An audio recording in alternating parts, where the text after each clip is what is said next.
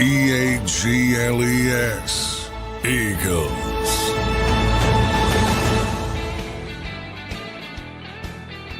And welcome in, everybody, to a Wednesday edition of Birds 365 here on JAKIB Sports. I'm your host, Zander Krause. That's my co-host, John McMullen, getting ready now for Week 16 in the NFL. Moving right along, we got the Commanders this week. It's a Saturday game, everybody. Ugh. Saturday, 5 p.m. Eastern. I don't know if that's a good thing or a bad thing, but it's unusual for us, all right? So it's not a Sunday game or a Thursday game or a Monday game or a Friday game. It's now a Saturday game. So the Eagles are checking off the boxes, the days of the week as the weeks go by. Johnny Mac, how you doing on this Wednesday morning, my friend? Yeah, doing well. Another week. Today's a Thursday on a Wednesday from a football perspective. It's like, but as Nick said yesterday, it's better, than the alternative, which is you're a crappy team. If you play 1 o'clock Sunday, you're a crappy team pretty consistently, or they think you're a crappy team at least. So it's a good thing when you have this, but it is tough on the players, no question about it. You saw the post-game clip that they always put up at the Eagles win, and one of the players, as Nick was talking, it's a short week. They don't even know, because it's just gone back and forth, and you mentioned all the days, and creatures of habit don't like when the habit is broken, but it's better than the alternative.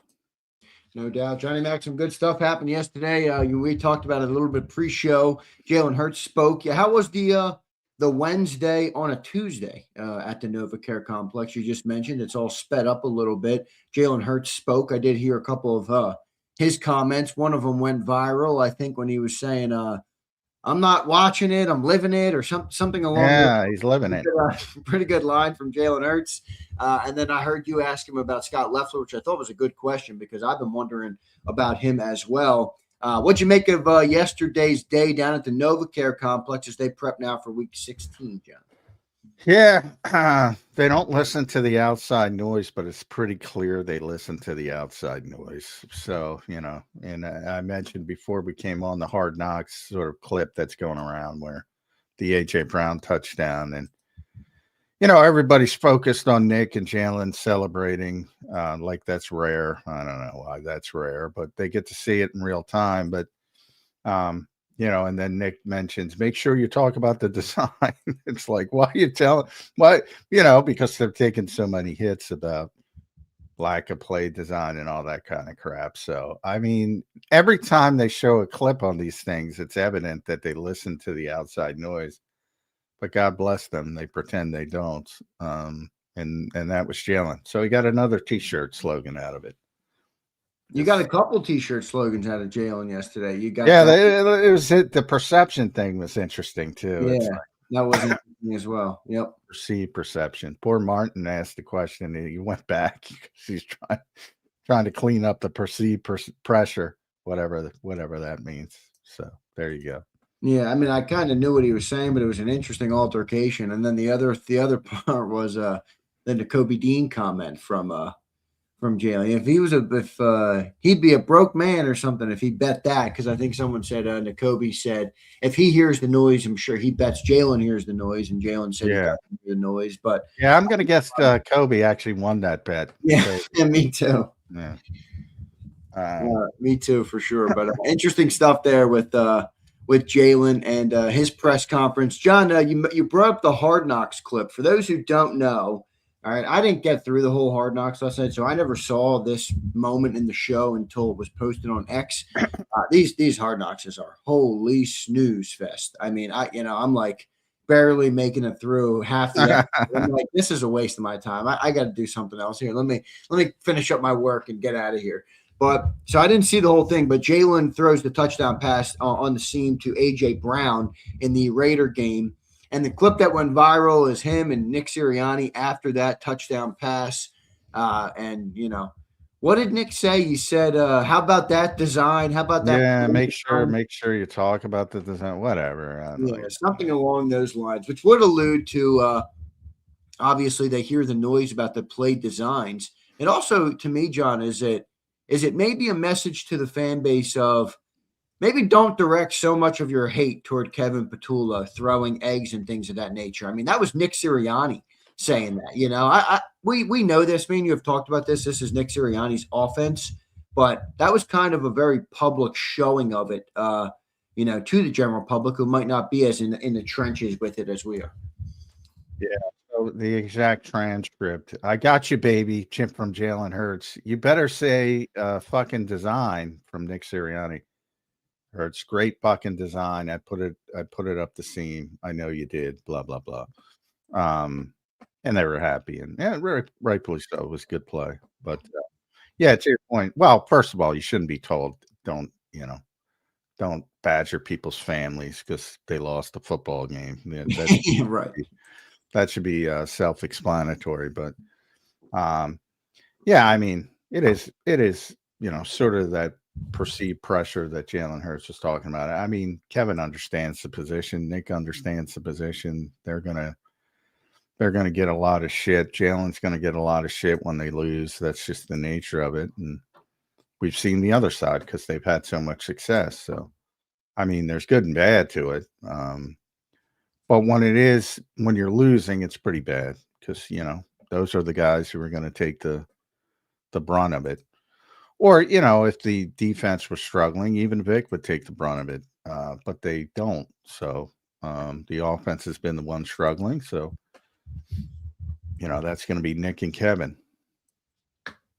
Yeah, no doubt. No doubt. And they are going to be that. But it was an interesting clip, some interesting moments. John, what else went down? I do want to look at the injury report. I know it was just estimated because yesterday was a walkthrough. But what is the update on the injury report? Obviously, a lot of sights set on Jalen Carter and Lane Johnson, the two big big trench players for this team, two of the best players on the team right now that have been out. What is the update on those guys? What do you know so far? Yeah, a bunch of DNPs, and again, estimation because they had a walkthrough, so not an actual practice. But no Jalen Carter, no surprise there. Lane Johnson perhaps is, and even today because they're going to actually practice would be the more important day. So we'll see if he tries to get out there. Wouldn't surprise me if they waited another week there. Jalen Carter, I've always thought is going to be. They're trying to give him some rest. And even though you're not going to say it publicly, it's the Commanders, I would think the earliest you even contemplate Jalen Carter would be Buffalo, and maybe not even till the postseason. But Saquon was out. A couple stingers. Saquon, Cam Latu, who has been a very physical blocker, so no surprise, I guess, that he got a stinger. But those generally, can't say 100%, but those generally clear up. Landon didn't practice. He's got the calf, the latest injury. Fred Johnson with his ankle, which is more management, I would think, considering how they handled it. Tank Bigsby was sick, so he was limited with an illness. Bunch of shit going around. I'm trying to fend off a cold. It seems like everybody's sick. And then Zach Ball and Jalen Phillips, Cam Williams were full, estimated as full, even though they're dealing with some things. So a little bit longer than it usually is, but you're getting really late. And again, compared to other teams, it's a pretty good injury situation, I would say. Yeah, no doubt. So you're not thinking though Jalen Carter this weekend. You're thinking Buffalo early. Yeah, earliest Buffalo. Lane. He's right on the cusp. He's been putting the eyeballs out there, the emoji. So it wouldn't surprise me if he's back at practice today. Doesn't mean he's going to play. They might want to give him, a week to get ready. But he's getting, I would say Lane is probably closer than Jalen Carter. Yeah, that was actually a cool part of Hard Knocks that I did see in the first 20 minutes or so of it. They did go to Lane Johnson's barn. And while he's injured, obviously, and you can just see how much work he puts in with his trainers over there at night, late into the night. And, he really is a freaking beast of an athlete. He will, but I hope he gets his credit for how dominant of a player he's been for Philadelphia. And, he's a Hall of Fame lineman. He's arguably the best lineman I think this team maybe has ever had, or at least in the top three to, top 5. I don't know, somewhere wherever you want to put him, somewhere up there. But he is a dominant dude, and he's working hard to get back. That was a pretty cool clip, pretty cool segment in Hard Knocks with him. I'm not sure if you saw that, but it was pretty dope. Yeah, I mean, he's definitely he's gonna be a Hall of Famer, and he's definitely gets his credit amongst his peers, which I think is the most important part, to be honest. And yeah, he's Nick Sirianni in the past, he toggles back and forth, and obviously he's just talking up his guys, but at times he's calling them the best players ever coached and things like that. He said the same thing about AJ though, so you never know. But he's good. He's really good. That's all that matters, and everybody knows it. And things are just much more difficult for the Eagles when he's not on the field. Yeah, no doubt about it. There was a clip, just to give everybody a visual, if you didn't see it, there's a clip of Lane. He's doing a lot of work on the foot, obviously, with the injury that he had and trying to get that back. He said he feels good to go, exploding off the line. And then there's a clip of him, and he straps what looks like a big chain, basically, around his head, over the top of his head and under his chin, and he's hanging weights off the bottom of the chain, and he's going like this, working out his neck, lifting these big ass plates, John. I'm like, dude, this guy is a monster, Lane Johnson. But they got to work on that stuff, obviously, because they're in the line, in the trenches. So I thought that was pretty cool. But pretty good stuff from Lane Johnson there, and a good segment overall. John, the Eagles definitely feel like there's some optimism back in the room. I think the big thing here is it's any given Sunday in this league, and that's what I think gives fans a lot of confidence. I think everybody sees the problems for what they are, but there is a little bit of a confident feeling about this team that they can turn it on. They just got to do it, and when they do it, that doesn't feel like anybody out there can beat them, but they got to do it. That's the big thing, and that's where I think we are. That's at least where I am. I think there's a sense of confidence in them being able to make a run, but they got to make a run. They can't play like they have some of the weeks this year. Yeah, it's funny. I mean, confidence is a big part of this game, and a really big part of this game. And it's funny that the worst team you're playing all year is giving you so much confidence, but that's how it works, and that's what you need to do against a bad football team. And I think they've done it, and they've sort of recaptured some of their swagger, some of that energy. And sometimes, from a logic sense, it doesn't make that much sense. It's like, oh, the team was bad. But, hey, if it works, it works. But I think, as an analyst or even as a fan, you got to put it in context, man. You can't just pretend that's the same as any other game. Right. So, but from their standpoint, I think they've used it the right way. And trying to get back on and I just retweeted. It's hilarious to me. Emmanuel Hot shows like just raving about the offense and the Kevin Patullo and Jalen Hurts, and it's amazing to me. But if it works, it works. Hey, use it. Yeah. Like the old underdog thing. I always laughed at because the Eagles were the best team in the NFL that day, and they became underdogs literally because Carson Wentz got hurt. Right. And they're playing a backup quarterback. But everybody knew how good they were. But they used it and said, well, we're the underdogs. If it works, it works. Yeah, it's true. That's right. Sometimes things are goofy, but if they work, like you said, they work. Good stuff there, John. John, what's the update? I think, this is pretty self-explanatory at this point, but I do want to update it for the benefit of the viewers on the show who maybe have not seen this update. Jalen Hurts' ankle. We talked about it yesterday. We had our sights set on whether it would be an impact at all this week. He spoke about it. He was not on the injury report at all. He answered the question and basically just said, I'm fine. What's the update on the ankle? And are you expecting that to be any sort of persistent problem at all here? Well, he's not on the injury report, so that sums it up. But I don't think, again, I don't think he's fine. Clearly, he was banged up in the moment. And, I always point out Yeah, just because you're not on the injury report doesn't mean you're not dealing with something. So, we have to see how he looks on the field. But clearly he's going to play through it. So, and that's a positive thing. And I think that's going to be the case, certainly until they actually, even though it's 99%, you have to actually clinch the NFC East and the playoffs, number one, and then you have to see if you have a chance at that number 2 seed, which is important. And if that's on the table, he's going to keep playing.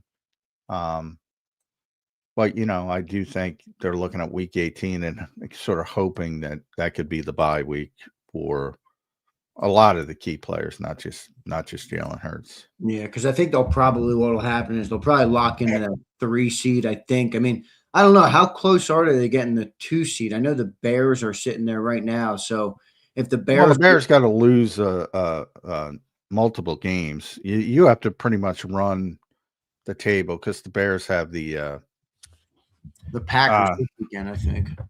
Yeah, but the Bears have a difficult schedule. I think they have Packers, 49ers, Lions, and who knows what that, maybe the Lions are out of it, but maybe that game's for everything for the Lions. So you have to see how things shake out. So on paper, they have a much more difficult schedule, and they're certainly capable of losing 2 of those 3 games, no doubt about it. So, but you have to get ahead of the Bears because they have the tiebreaker. So that loss was a big one when it comes to home field advantage. Yeah. But if you look at it, the most likely out here for the Eagles. Yeah, definitely most likely. But if you look at it from the perspective of 2 versus 3, if it shakes out that way, it would be Bears, Eagles, even in Chicago, and say the Rams are the number 1 seed, could be the Seahawks, but whatever. And if they lose early, then all of a sudden the NFC Championship game's in Philadelphia again. So, if you look at it like San Francisco, Chicago, I take my chances with that. Fair enough. Good stuff there, Johnny Mac. Jimmy, interesting if the Lions get in, man. I think they're the team that nobody wants to play in the playoffs this year. Much different than last year, not as good, but they don't have that big pressure on them because they won 15 games last year. Everybody was gunning for them. They were the team to beat. They were the team to play. They were the litmus test. Now they're still a great team. If they sneak in, I think they could upset some teams in the playoffs, but we'll see. They got to get in. Right now they have a 38% chance to get in. And if they win, they only have a 48% chance to get in. So they basically have to win out, and they need some teams to lose some games. So we'll see what ends up happening with the NFC playoffs. We'll keep you posted on that. We got Mike Gill in the green room. Mike Gill set to join us now here on Birds 365.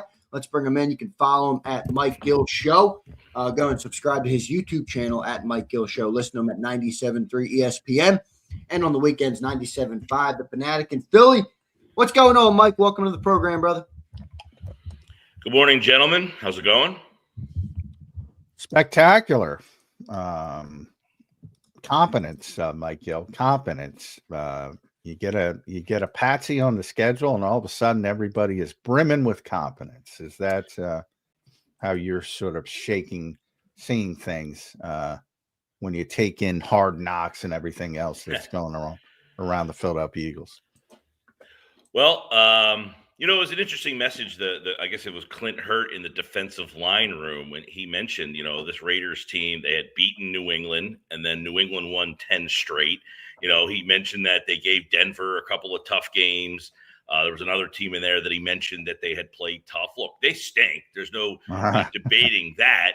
But, it's like what the alternative is. You struggle with them, and then you're complaining for the whole week that you only won 17-7. Instead, you do what a lot of teams in this league can't do. Just blow the doors off of somebody. And I think that there's so many times where we're kind of at fault for this too, where we don't like to give you style points because it's the NFL. But hey, sometimes your style points you do deserve to get credit for. And the fact that they came in and did something that I'm not sure a lot of people really thought they had in them, just blow somebody away because they couldn't stop them. We're all pretty much impressed with the Eagles defense, but it's been the Eagles offense that we've had questions about. And they went out there and did something that I think people entering this game weren't sure they could do. Just get good drives, score regardless of opponent, right? I mean, they've struggled against all levels of opponents. So while the Raiders are not a great outfit, the fact that you did what few teams in this league can do, just blow somebody's doors off, I think that should be an eye-opener. Well, how much confidence does it give you, Mike, coming off of that? Because we've talked about the offense at length every week this year. Does that give you confidence that they can get the job done, or what kind of concerns still lie for you? Well, there's no question that, listen, this offense needs to do more than 1 week of goodwill to earn the goodwill, right? You need to have, more than 1 day of like doing a good job before someone really trusts and believe in you. But look, I think we, even like the biggest detractors, know that the Eagles have it in them. It's just like, why don't we see it as much as possibly we can? Right. And then, like, do they hold things back? Are they, not trying to do too much because they don't want Jalen to get hurt? But I've always said, Jalen's not Tom Brady. He's not Peyton Manning. He's not Patrick Mahomes. He's not on the level of those guys where he's consistently great. He's great when the moment calls for him to be great, right? It's like in the biggest game and you need him and he struggles the whole game, he makes the big throw. And those are the things that you kind of always have in your back pocket with this team is, man, they're really struggling. I just don't see it turning around. And then they give you that. And then it's like, and I feel like this is the last 3 or 4 years with this outfit. It's the same thing. They have the Carolina game and there's questions. And then there's Pittsburgh. And then, it wasn't like after the Pittsburgh game, all of a sudden they're scoring 35 points a game last year. Like they struggled through the playoffs a little bit. You have a snow game in there. And then all of a sudden, wham, bam, they score 55 against Washington. And then they blow out the Chiefs. And, so I think we just have to come to terms with, we hate to say, well, they can just flip the switch whenever they feel like it. Maybe it's not flipping the switch, but they have enough talent that when push comes to shove, they can get it done. Now, can they get it done on the day that they need to get it done? That's the biggest question, and that's only answered on game day. Yeah, I mean, 4-week run basically is what you're looking at, same as last year if you play your best football in that 4-week stretch. And really last year was 2 weeks more, the championship game and the Super Bowl, which would be 3 weeks, but you get my point. Yeah. Because they struggled against Green Bay, especially offensively. They struggled against the Rams offensively. They had last year in those playoff games, they struggled, but they did what they had last year that they don't have this year. The big Saquon overhand haymaker, right? Yeah. Where the game is close, it's still right there, and then they pound you with this late drive where they've worn you down all game long, and then he hits a 68-yard run, and it's like, there it is. It's like a Mike Tyson fight. You're just waiting for him to unleash that haymaker, and this fight this season has been against Buster Douglas. They haven't been able to get that big punch. I just watched that fight the other night, by the way. That's why it's fresh in my head. But, they haven't been able to get that big blow other than the game the other week when he ran that 58-yard touchdown run. That's it. That's really the only long run that he has broken free that has kind of separated a game. But even in those playoffs last year, right? It was late in the game. He runs for a long one, and that's the haymaker that puts that game away for them. And they just don't have that in their offense right now. So they've got to find other ways. And now you're hoping that, hey, they went under center 30 times last week. Did that open up some things? Is Jalen feeling more comfortable? He was 6 for 6 last week between the hash marks. So he's taking some chances over the middle of the field, stuff that we wanted to see more. He makes that throw down the middle to A.J. Brown. Obviously, they got Goddard more involved, and that's using the middle of the field. So there's some signs that they have a little bit more in this offense. Yeah, well, I still look at it, 183 rushing yards, Mike, which you say, all right, that's pretty stinking good. This is the NFL. But they ran it 47 times. And if you take the quarterback out of it, quarterbacks, if you want to count Tanner McKee's 9-yard run, Doesn't look that good. You're 3.5 yards a carry. Is it ever coming? Is that haymaker ever coming? We saw it a little bit, with the tush push, fake sort of 52-yard run. There was one other big run by Saquon Barkley. But is this just what it's going to be this year? Looks like not a grinded out running game. And is that good enough? Well, that question won't be answered until you get to the playoffs. And think about the playoffs now. This is the ultimate battle of attrition. There's still 3 weeks to go. I mean, you just lost Micah Parsons from these playoffs. And Micah Parsons isn't the biggest run-stuffing guy. Like, he's not a big factor. In fact, there's a lot of times where you want to run right at him. You're hoping he is on the field so you can run right at him if the game is close. But he's off the field. You're looking at what defenses are you going to face where you're going to have challenges. The Rams, smaller defense. That's been one team you have been able to kind of push around a little bit because their defense isn't a bigger physical run-stuffing defense. So that's a team. Seattle's kind of interesting. I think Seattle's defense gives you some problems. The question is, their offense is having this conversation on their shows right now. Well, how can they move the ball? How can they score? Their running game, not very good. They really have one weapon in Jackson Smith and Jigba. Other than that, that offense is pretty pedestrian. They just won a game with 6 field goals, Mike. Yeah, and they had to beat a 44-year-old quarterback to do that. I think Jalen Hurts and the Eagles offense has a little bit more going for it than the Indianapolis offense right now. I agree. Yeah, so right now, other than the North team, the NFC South team, the Carolina-Tampa Bay winner. And look, Tampa Bay's given you problems over the years. So even if they get in, now there's probably zero chance that you would – in fact, there is a zero chance you would play them in that wild card game.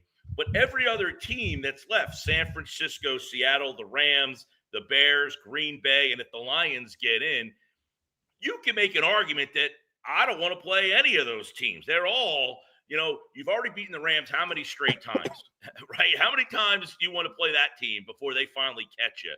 You just played a game against the Lions where it was an ugly game. You win close.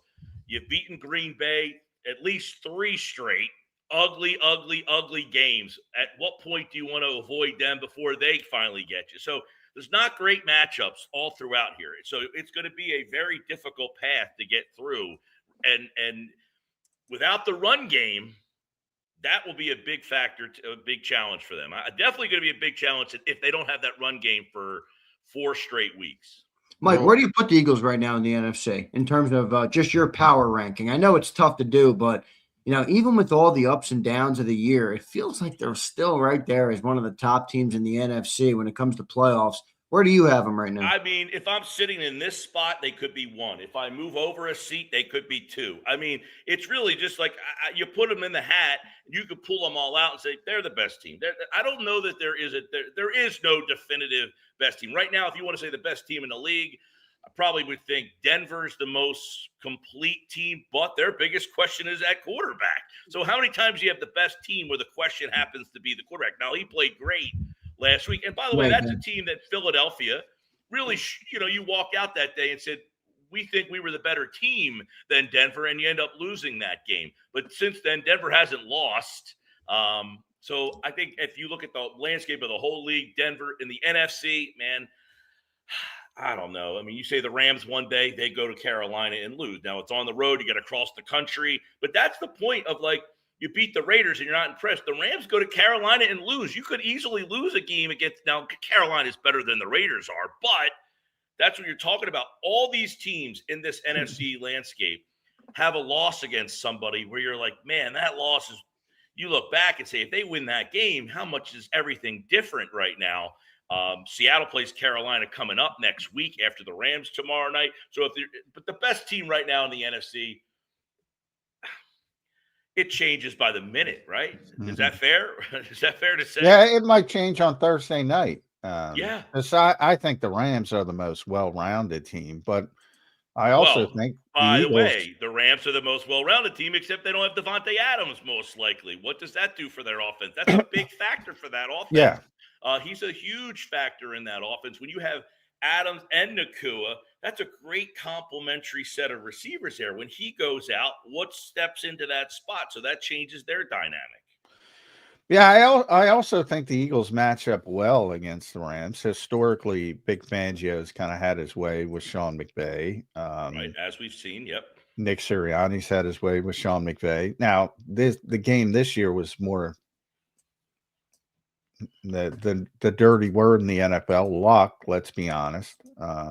Winning a football game that way, but they seem to have their number. Sean's playing a lot of 13 personnel, which is one of the big surprises in the NFL this season. And you saw the Eagles pull that out a little bit the other day. Yeah. For the first time you had 3 tight ends on the field. But, I think that makes you less explosive. I don't think. It certainly does. So in the pass game. Yeah, I think you're certainly playing into the defense's hands when you do that to a certain degree. I kind of look at the opposite way. I'm like, boy, the Eagles are going to make another stinking run because everybody else stinks. I wouldn't be shocked. Like if you said the Eagles are playing in the NFC Championship game, I'm not shocked by that by any stretch. Now, the path, last year you end up playing Washington in the NFC Championship game. I don't know that there's a Washington in this field. I don't know that there's a team that, other than Tampa Bay, and even Tampa, if they're healthy, that team is challenging, especially for Philadelphia. They do have a stout run defense. They've given you all sorts. Boy, I got to tell you, Mike, Tampa Bay has spooked people in Philadelphia. They stink. I mean, bring that stinking team on. They're awful. I agree with that. The one thing with them is if they're healthy, Mike Evans has missed how many weeks. If he's back out there with Godwin and they're healthy there, Baker Mayfield can get hot at any point. That guy can get on a little heater and play a game where he can beat you. No? Not this year. I mean, they can't even shake Carolina. I know. I felt like they just lost to the Saints, for God's sakes. And by the way, their defense all of a sudden is bad. Hey, Kellen's got that Saints team playing pretty well for a team that has nowhere to go. That's pretty good for Kellen. The Saints have just beaten Tampa and Carolina. I'm more scared of Tyler Shuck right now than Baker Mayfield. I got news for you. I'm being facetious. Baker's a better player.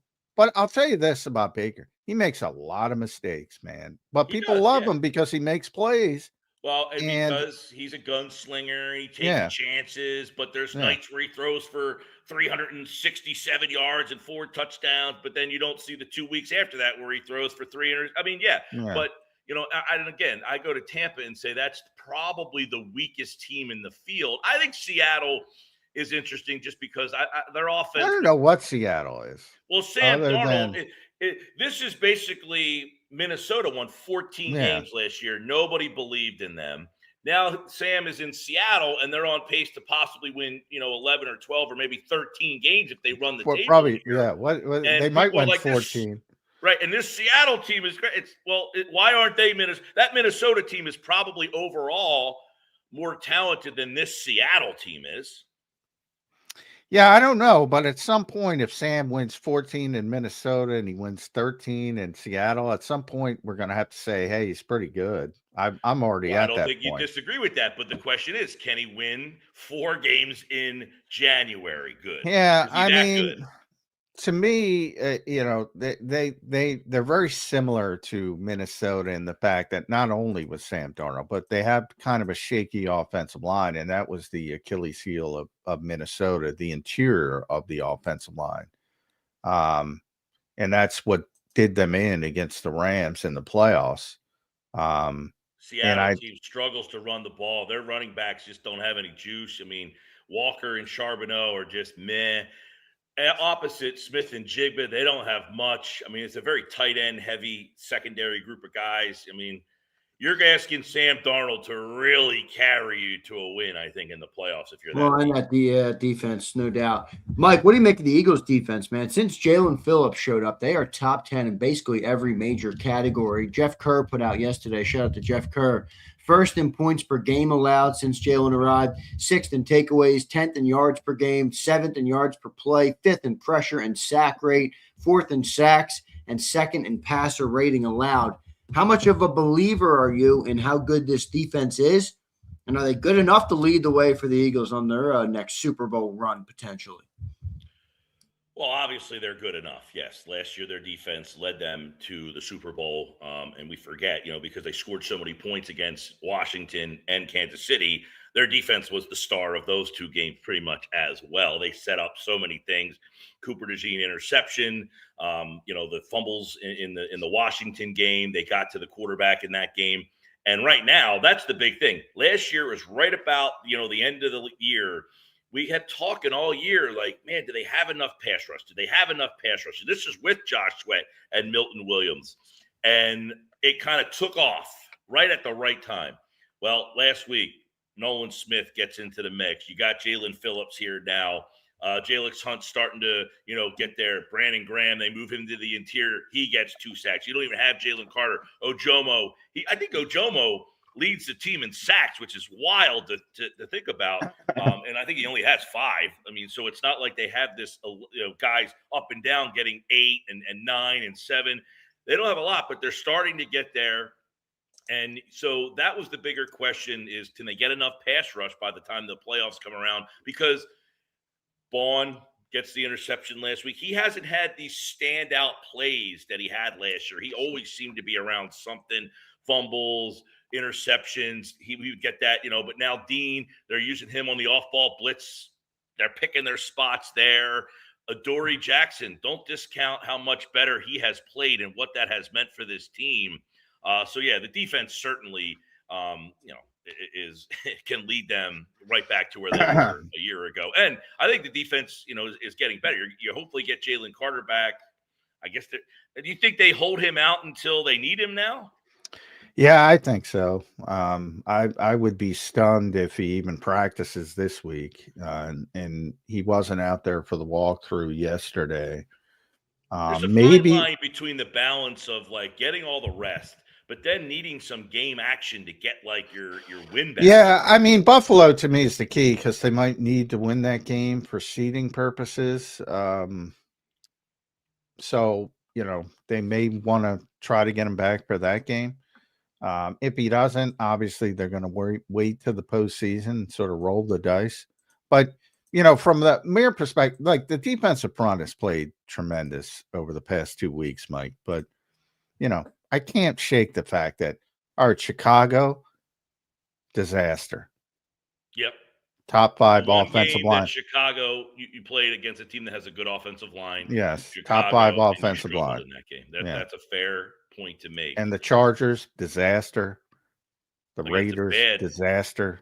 Yeah, against a bad offensive line. Yeah. Raiders, a bad offensive line. You dominate them. Now, come playoff time, generally you're facing competent offensive lines. You're not getting that team that just,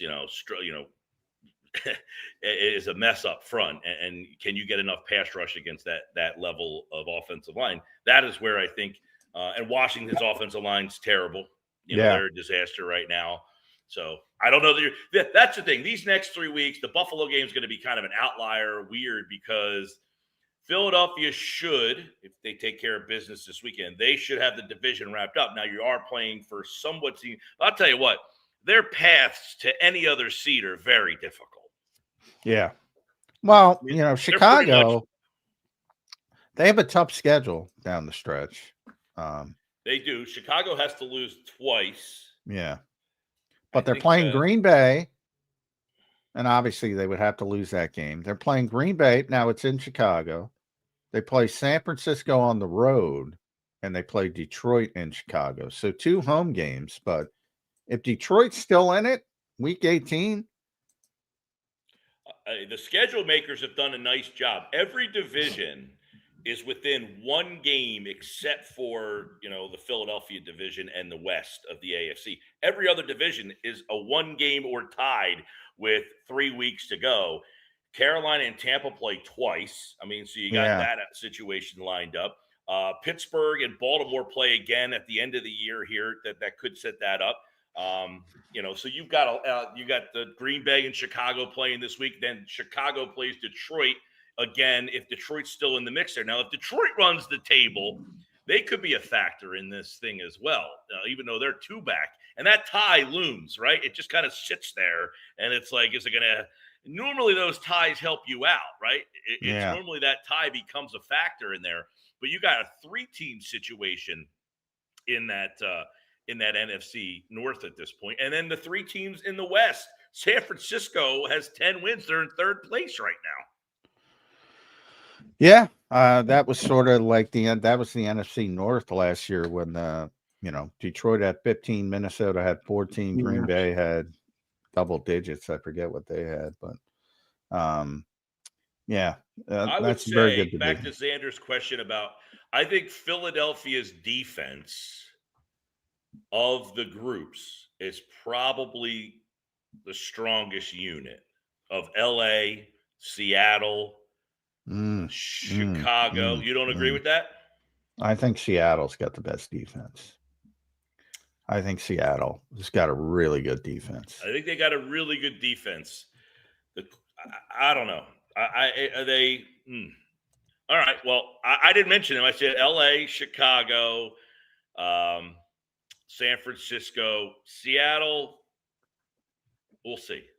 I don't know. I think that Rams defense is right there, but Eagles are, to me, Rams top. defense is. There's a lot of good defenses in the AFC, Mike. Like a lot of no names, but boy, if you take that Seattle defense, besides, I think people, and part of it is they play out there and nobody sees their game. It's just like the last frontier of the NFL. They always have to travel so far.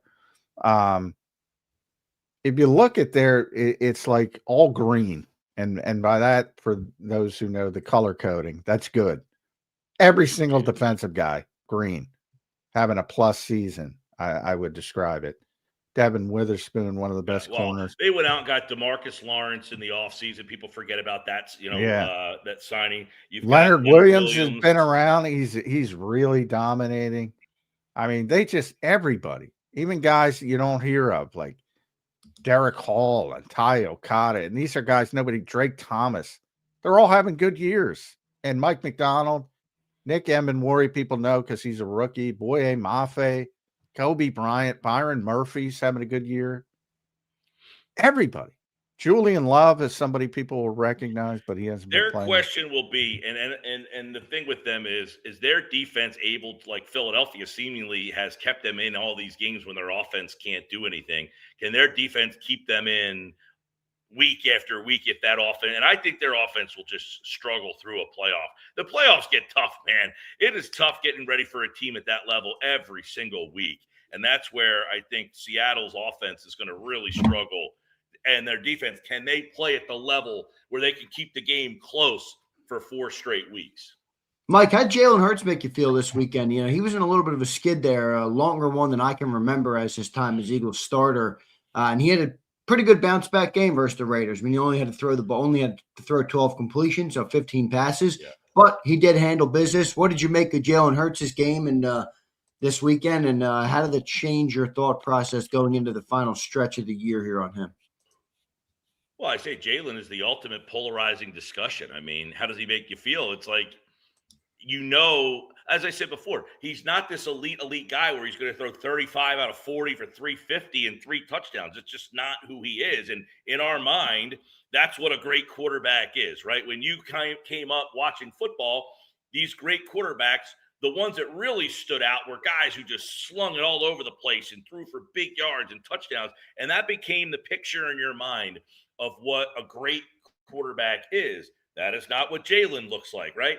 But I've always kind of looked at it, I said, when you need him the most, he generally is there. Now, that doesn't mean every single time he's going to pull a rabbit out of his hat.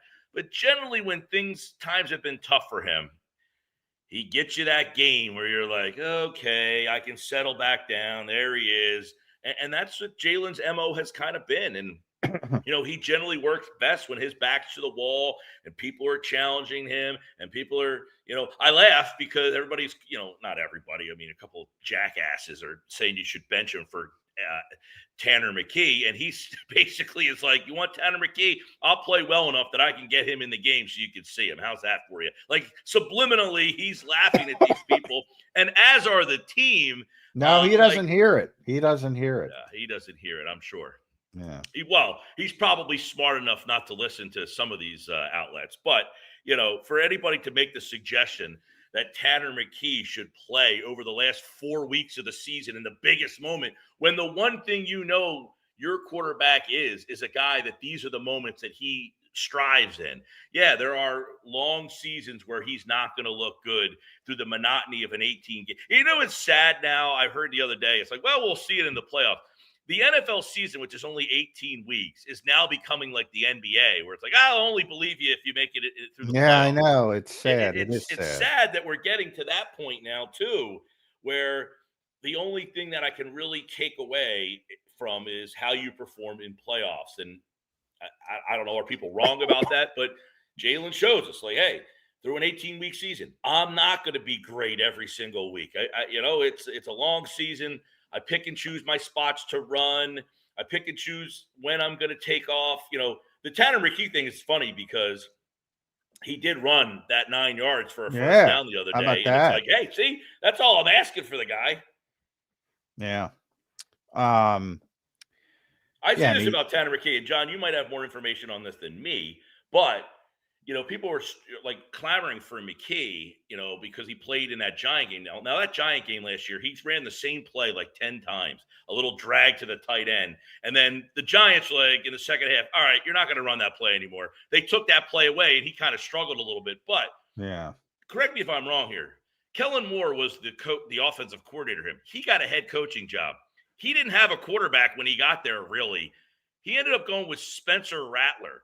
If he really thought Tanner McKee was something special, he could have called Philadelphia and said, hey, you know what? You're not using that guy. I'll take him with me because I got nothing here. Well, not necessarily. I will say because, the Eagles want a backup quarterback. I mean, they value backup quarterback. I understand that, but they went out and traded for Sam Howell. They went out and got DTR. So it's not like they couldn't have moved him if they wanted to. Yeah, I mean, if somebody would have gave him the moon. That's what I mean. If Kellen Moore said, hey, I really like that kid. Let's give up a second-round pick. I think he's better than Spencer Rattler. But is he better than Tyler Shuck? Well, at that point, I don't know that you know that, obviously. So you don't know Shuck it all. Shuck it all. By the way, they might be coach. If you're a new coach, you want to have a quarterback that you feel comfortable with, that knows the system. At least I have a guy that's now coming with me. A lot of these coaches do that. They bring Chase Daniel with them when you're who was the coach? Doug Peterson signs Chase Daniel. Why? Because he knows them. So teams had a chance to call the Eagles in the offseason and say, hey, man, you got something special here. In a league that's so devoid of quarterbacks, I don't know that they got any calls on that quarterback. If they had one game, take it all right now for the brutal NFC South, I might take New Orleans over Carolina and Tampa with Tyler Shuck. Yeah, Tyler Shuck's playing good. I think they're going to stick with him there in New Orleans. I would imagine so. It's not a great quarterback draft class. So Arch Manning's going back to school. Arch is going back to school. Sellers is going back to school. There was some discussion yesterday. We were listening, about the Giants are going to be in position to have the number 1 overall pick again. Them or the Raiders most likely going to be in that spot. Also, Tennessee could be up there they drafted Cam Ward last year. And they were debating on whether or not you should take Mendoza and get rid of Dart. That's the kind of discussion that these teams are having right now about the quarterback play in this league. So that's why if you had a chance if you saw a quarterback on someone else's roster that you thought you could get, I think you would make that call. Yeah, well, we'll see what ends up happening there. I doubt that happens, but I don't know. Do you think Mendoza's go? I said Mendoza could go top. John, you said that you thought I was crazy there. I don't know. No, I didn't. He's definitely going. I think he's going to be right now. He'll be But I don't believe. Depending on who gets that number 1 pick, whoever gets that number 1 pick. No, the Giants play Vegas either this week or next week. I think it's this week. Those two teams play. Yeah, he's definitely going at the top of the draft. I just don't think he belongs at the top of the draft. Yeah, that's the difference. I got you. But how do you approach that game? You are Vegas against the Giants. You play each other. Well, That's I think that's a football. game I want on in prime time. I just want to watch. I think football is so different. Like this week with Jaden Daniels. Look, if it's injury related, I get it. If it's not, especially with young quarterbacks, you got to get them reps. I understand it, but my point is this. Okay, late in the year, at this point, your season is completely over. We saw the Eagles a couple years ago just to try to move up one spot. It's not to try to get the number one pick. It's the value of going from, say, 9 to 7, something to that effect. Like these teams do value that, correct?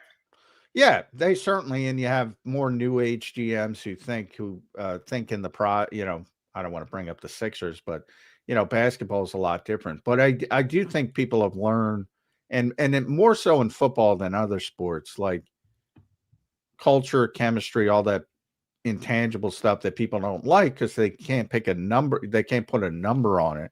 It matters. And you see it with this organization, some of the organizations that are consistently good, and some of these organizations that can't get out of their way, and they always act like losers, and they end up as losers. Yeah. So it's different. And then I get it, like but to me, if it naturally goes that way, like to your point, the Giants and the Raiders, Jackson Dart's got to play.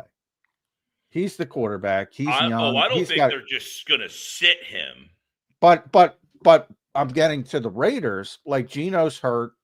Throw Kenny Pickett out there, and it takes care of itself as it did here. You get 75 total yards. It takes care of itself, and you keep losing. If it works out that way, fine. But if you have Jackson Dart, if you have McCarthy in Minnesota, those guys got to play. Mm-hmm. I mean, those guys got to play. And if you win, all right, there's no guarantees. You can take that kid from India. Jackson Dart played last week, and you lost to Washington. So, I mean, I think, listen, I wasn't the biggest Dart guy coming out. Well, I've changed I've changed a little bit on him. My bigger question with him was, he kind of reminded me more of like one of these Johnny Manziel types that just ran around in college, and he was just such a better athlete than everybody that it like allowed him to. Well, doesn't that's like every college quarterback? I agree, and that's why a lot of these guys coming out, I'm always skeptical of them who run all around and make plays with their feet because they're just so much better athletically than the defense they're facing. That's not the case at this level. Now, that being said, he has shown a much better propensity than a guy like Manziel to deliver the football. Well, he's not a drug addict, so I think he's got an advantage. that plays in here too. Yeah. But that being said, can he stay healthy? He is a little reckless at times, and those are tough guys to like put a lot of investment into. And well, I'll tell you what, I'll be honest with you, and he's not bullshitting. Vic Fangio really likes Jackson Dart, and that carries a lot of weight with me. Like he believes a lot of people made mistakes. What we've seen now, I said if I'm the the Giants, I want to see him get a full season with Neighbors. I want to see that duo together. They never really got to play together all that much. Neighbors was probably the best receiver in that class. He never had a quarterback really of any substance to play with. He finally gets this kid. Then he gets hurt. The Scatterboot kid, he's hurt. So you never got those three guys all playing together. They've got to focus on the offensive line. So if you're drafting in the spot that they are in, is there an offensive lineman that they can take that will change the dynamics of that line? Because they have whiffed in that spot over and over again. And their line has been a problem. But and my biggest concern with Jackson Dart, he's going to kill himself before he ever becomes good. That's the thing. And that's the thing is, can you put all your investment into a player who is that reckless, or can they take the recklessness out of him? And if you do that, does that limit the player that he can be? All right. Before at Mike Gill Show, make sure you follow Mike on the X platform, YouTube page, subscribe to the YouTube page. 97.3 down the shore, 97.5 in Philadelphia on the weekends. You can get them there. I'll actually be filling in for Johnny Marks on Friday from 10 to 2. Nice. There we go. Friday, 10 to 2. Tune in to Mike up here if you're local in the Delaware Valley. The Bill, is that Pleasantville or is that Louisville? No, that's Pleasantville. Yeah, that's High. what I thought. All right, Yeah. That's what I was going. Because, Louisville, but Pleasantville High baseball. I don't know that they're usually known for their baseball team, but well, I couldn't see the baseball part of it. But yeah, a little stitching right here. Yeah, I had a couple kids who played for me that ended up going to play at Pleasantville. Pretty good players, actually, but yeah, they're not really a baseball powerhouse, I would say. Good stuff. All right, Mike. Good stuff, man. You think the Eagles win the game this weekend? Yeah. I mean, if they can't take care of business, this Washington team's a disaster at this Marcus point right Mariota. I will say, a couple weeks ago when I looked at this, it was remember the first Hard Knocks, and Quinn had said, "Man, look at all these faces out here I haven't seen in a while." Like they were starting to get healthy. McLaurin was back, Daniels back. They got a couple guys on the defense back, and you're thinking, "Look, this team went to the NFC Championship game last year. They have a little bit of a bad taste in their mouth. They want to try to be a factor in this playoff race." And that's one of the things they said last night. Hey, we have 4 division games left, 4 division games left that we can be a factor here. So while obviously Philadelphia is a better team, you play them twice. I don't like playing the same team 2 times. Now, if you take care of business on Saturday, the game at the end of the year probably doesn't matter as much. So, yes, I do think they win this game, but I think both these games are kind of tricky spots. I hate the Saturday NFL game. And I feel that the Eagles play Washington on the Saturday NFL game all the time and lose. Chip Kelly, remember they played Washington on a Saturday. He got fired after that game. I feel like Philly and Washington play Saturday, and the game always stinks. NFL, I plead with you. Get rid of Saturday games in December. There's too much going on. There's college football playoffs. We don't need your Saturday games. Just keep them where they belong on Sunday afternoon. I wonder where is the pendulum here? Like, where is too far for the NFL? Because they keep taking more, and it keeps working out for them. The ratings are through. Hey, man, they stole Christmas from the NBA. I know they did did anymore. Well, and now they got 3 shit games on Christmas. They'll still outrate the NBA by by miles. If you're the NBA, I don't understand why they just say, you know what? Christmas Eve is the worst sports day of all time, and you're stuck at your family's house. You're looking at people that you don't want to talk to, and you turn on the game, and all you get is the Hawaii Bowl.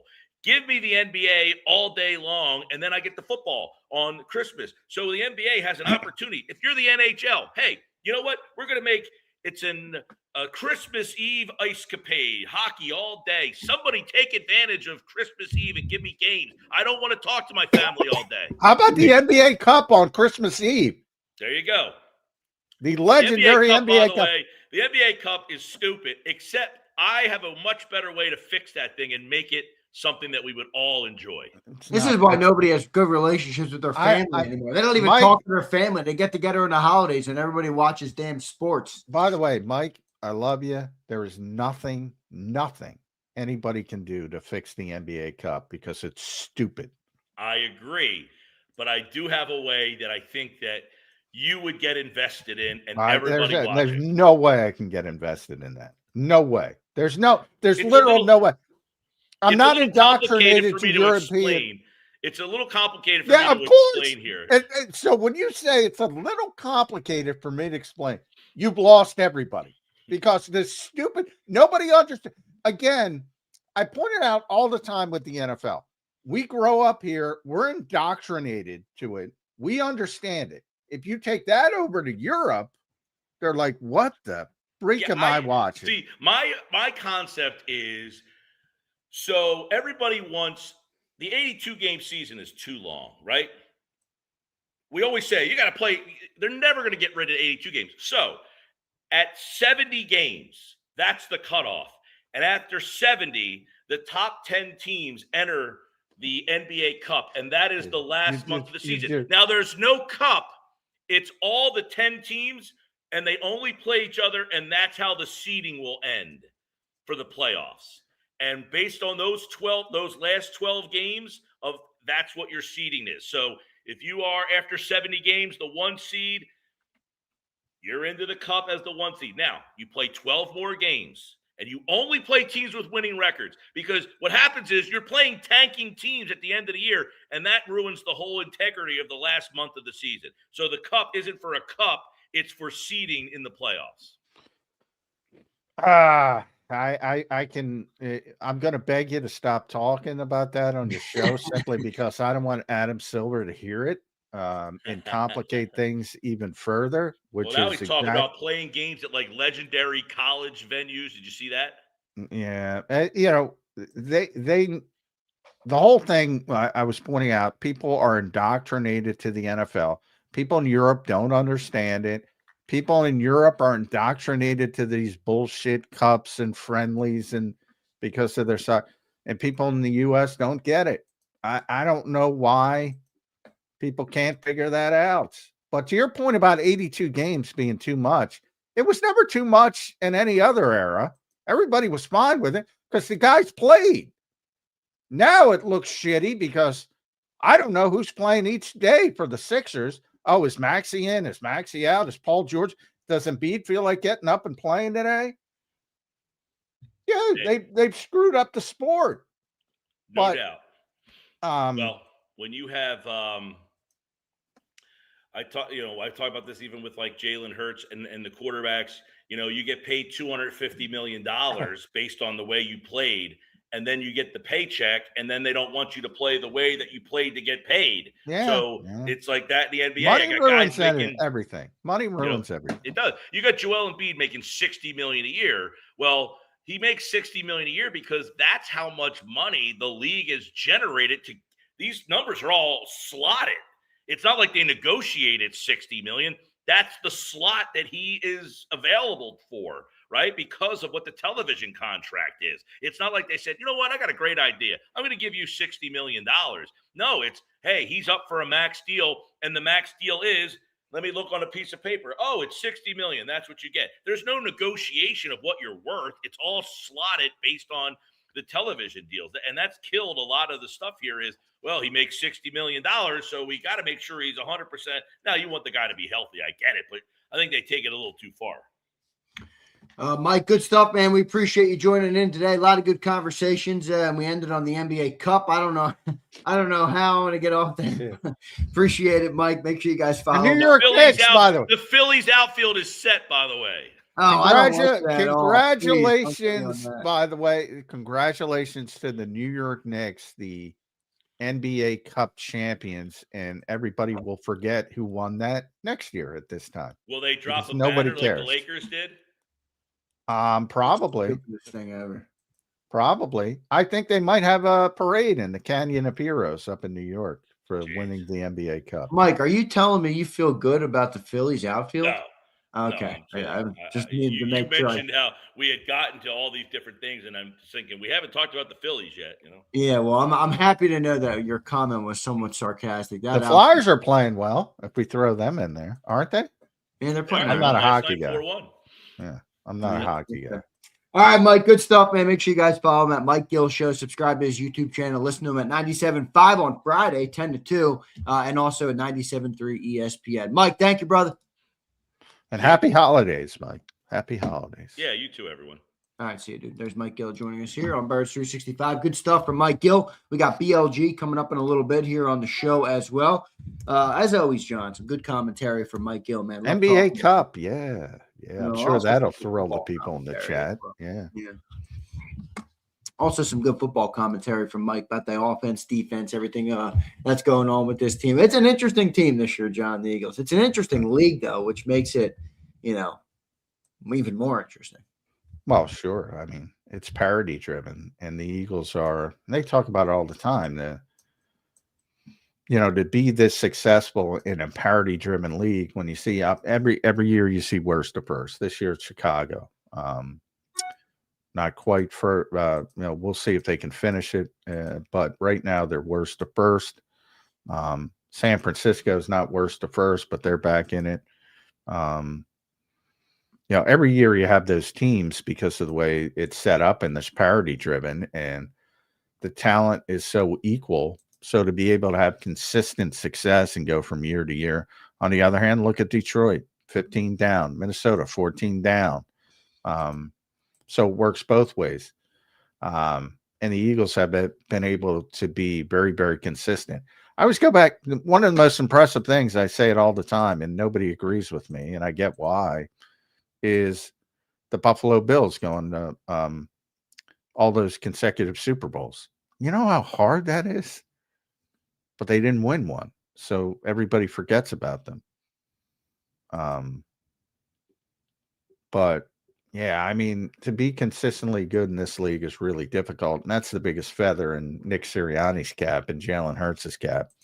And people are complaining because 9-5 is not good enough. But they're going to win the NFC East again, first time in over a quarter century, repeat champions. 5 consecutive postseason berths. There are teams, Miami, I know when they got eliminated, they haven't won a playoff game in like 25 years, I think. 25 years, haven't won a playoff game. That's crazy. Yeah. 20, yeah. So, I mean,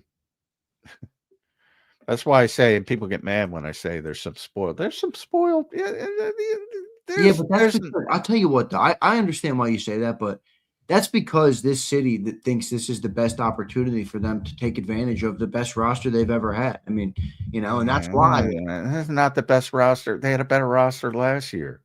I mean, I don't know how people can see that. I mean, this era, to get multiple rings. Everyone in our division's got a dynasty or era, has a run. I mean, we had the least Super Bowls in the East still, the Eagles. Well, different eras too. It's much more. Fans view this as the opportunity to go and get multiple. While even though it's knowing that it's a very tough feat and it is hard to do, and you are going to be spoiled. But look, isn't that part of John, like wanting consistent greatness? You're going to be a little spoiled. And the Yankees had 25. Well, I always say people are like, you're spoiled, and you're like, who cares? We want greatness. I think that's a well, it's only when it overcomes the there's nothing wrong with raised expectations. You can't be great without raised expectations. I've always said there's nothing wrong with that. When you expect it and take it for granted, just because it's the Philadelphia Eagles or just because it's just because it's the New York Yankees or any other team, that's when you get in trouble. And obviously, from a talent standpoint, all sports are cyclical. So you have to understand how quickly sports moves. Yeah, and I don't know that they take it for granted, though. I mean, I think the stadium's filled every week. I mean, the fans are, very passionate, are very in tune with everything that's happening. Well, go back to Jalen's T-shirt slogan yesterday about perception, and whether you believe that he doesn't have pressure because it's perceived from the outside. Perception often overtakes reality. And, he gave I'm not watching, I'm living. Just because you have the perception of something doesn't make it true. Yeah. So when I've been talking about, it was my yearbook quote, John, my high school yearbook quote, my senior year was, your perception is not my reality. Yeah. I mean, just because you say it 100 times that they have the best talent in the NFL doesn't make it true. Now, I believe everybody pretty much that's an Eagles fans believes that wholeheartedly. Like, this team is so good from a talent perspective. That's why Nick Sirianni, and this is not everybody. Obviously, it's a minority. Nick Sirianni's a dummy. Kevin Patullo's a dummy because they can't take advantage of talent that's so much better than everybody else. And that's where I disagree. And well, I mean, do you think players at times underperform? And I think that's where some of it comes from, well, and there's maybe the always expectation's too high, but whatever. every year players overperform on a roster, players underperform. Maybe they hold the status quo every year. You're going to have guys who have up years, down years, pretty consistent years. That's every team, every place in the NFL. And they're significant, but that's one of the things that makes this season so hard, because if you look at, and we're running them down. If you look at the Rams and the Seahawks and the Bears and the Packers and the Lions and the 49ers, I like the matchups. Ironically, I like the matchups for the Eagles, because one of the reasons why is because they've been through the wars and they understand, at least the veteran players understand what it takes. And I think that's bigger than people realize. But if they lost to any of those teams, literally, it would not surprise me in the least. If they beat any of those teams, it would not surprise me in the least. Which tells you, it tells me, I don't know if it tells everybody else, how even the talent is in the NFL. Like, if the Rams play well on a particular Sunday and the Eagles bring the C game or the D game, they're out. Vice versa, if the Eagles bring their A game, and that to me is the difference. If the Eagles bring their A game, they're probably going to win. They're probably going to beat all these teams. Me too. So, what's your gut feeling? That, bring their A game? Well, I haven't seen it a lot this year. Me neither, but I just still have a weird feeling that they're going to rise up in the playoff. I don't know why I have it, but I do. Well, and you've said, why are you so confident in this team? I'm not confident in this team. I'm unconfident, making up words, and in the other teams, because they have holes too, all of them. Bunch of no names in Seattle. Seattle objectively has played better defense than the Philadelphia Eagles this year, but they got a bunch of no names. Some people know Dexter Lawrence and Devin Witherspoon and not Dexter Lawrence, DeMarcus Lawrence, Leonard Williams. Sorry, conflating. Yeah, you're good. You're good. Going Jody on you. So they, Devin Witherspoon, they have some names, Nick Emmanwori, because people remember him from the draft, but yeah, it's a bunch of no names. But they played much better than the Eagles for most of the year. The Rams have played much better. And they actually outplayed the Eagles in the game they lost to the Eagles. Let's be honest. If you're being honest, which is difficult. Well, they won. You can go the Jeff Kerr route on me. Well, they got outplayed. I'm saying, yes, stuff happens. They blocked a field goal. Oh, that was crazy when Jeff Kerr was chirping at me, about that. And I said it to him. I mean, he's like, well, they beat him in September. Come on. I've never understood, because there's a lot of people like that. There's so many upsets in the NFL.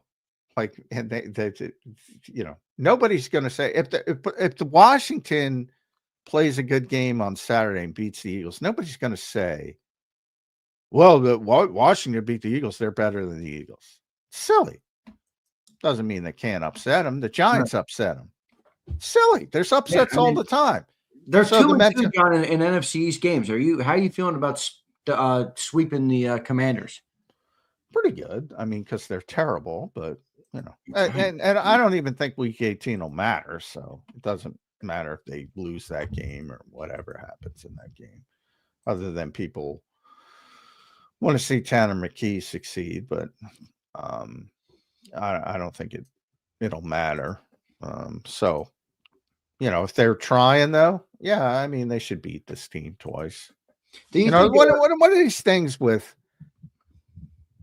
playing on the road? I say it all the time. Playing in Brazil, playing on the road, playing here, playing a team 2 times in 3 weeks, playing a team when sometimes it works out where you have to play a team in week 18, then you have to play them in the playoffs, and everybody says the same thing. Oh, I don't like that. If you're better, it doesn't matter. If you're really good, it doesn't. None of that matters. None of that matters. You just go out like the Eagles last year. You just go out and beat everybody. But the Eagles aren't the Eagles of last year. That we know. Can they find it and make a run? Yes. But are they as dominant as they were last year? Not even close. Yeah, good stuff. I want to show you this real quick. We got 2 super chats I want to get to before BLG comes, but I want to do this real quick. And you've spoke about this, John. I'm sure I already kind of know your answer here, but I want to bring it up anyway. How much down is like quarterback play in general in the league? I mean, I'm looking, somebody put this graphic up and they're like, there's 3 games left. How many quarterbacks are going to go over 4K passing yards? And I know passing yards aren't the greatest metric, but terrible. Right now there's 0 quarterbacks over 4K. You know, Dak's the closest with 3,900, then Stafford at 3,700. And then this dude quotes him. He's like, we used to watch gods play football. And the top 13 quarterbacks are all above 4K. Ben Roethlisberger and Mahomes are up over 5,000. Matt Ryan and Jared Goff are at 47 and 4,900. This was the 2018 season. And I'm like, man. Is it yardage that down? Is that more the game today? Is that partly the kickoff now this year where there's not as many yards to be had? I don't know. I thought it was interesting, though.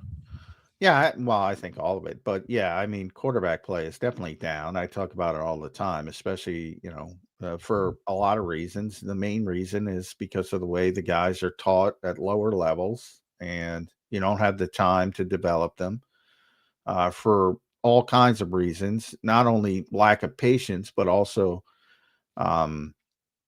lack of practice time and lack of ability to work with the young quarterbacks. So what teams have tried to do is dumb things down. And you see what you see, and it's not good, but and as these guys age, that's why Phillip Rivers can come off the couch at 45 or whatever he is and be competent because he knows how to play the position, and so many guys don't know how to play the position. So when the Staffords age out, finally, you're always going to have a few. I mean, Joe Burrow, Dak's very good, and we'll see how. But it doesn't, and people are going to get upset anytime I mention Dak, but it's kind of shitty, But then you have the other thing, like Acho again was telling you how great the Eagles were against the Raiders. And you see, and he breaks down film very good, so you should watch it. But, you see some of everything's built in. Like they lost to the Chargers because Jalen Hurts made a wrong decision. Yeah, right. He should have handed the ball off in the RPR, but he didn't, and he had like 4 decisions to make in split second. And you build these concepts, which people say don't exist. And you look at Inacho brought up the Dallas Goedert shovel pass touchdown. Well, that was an RPO too. And it was, I believe Devin White was the player. Devin White was brutal in that game, by the way. So don't underestimate his impact. Well, his agent's out there putting out PR memos about that. Oh, my Lord.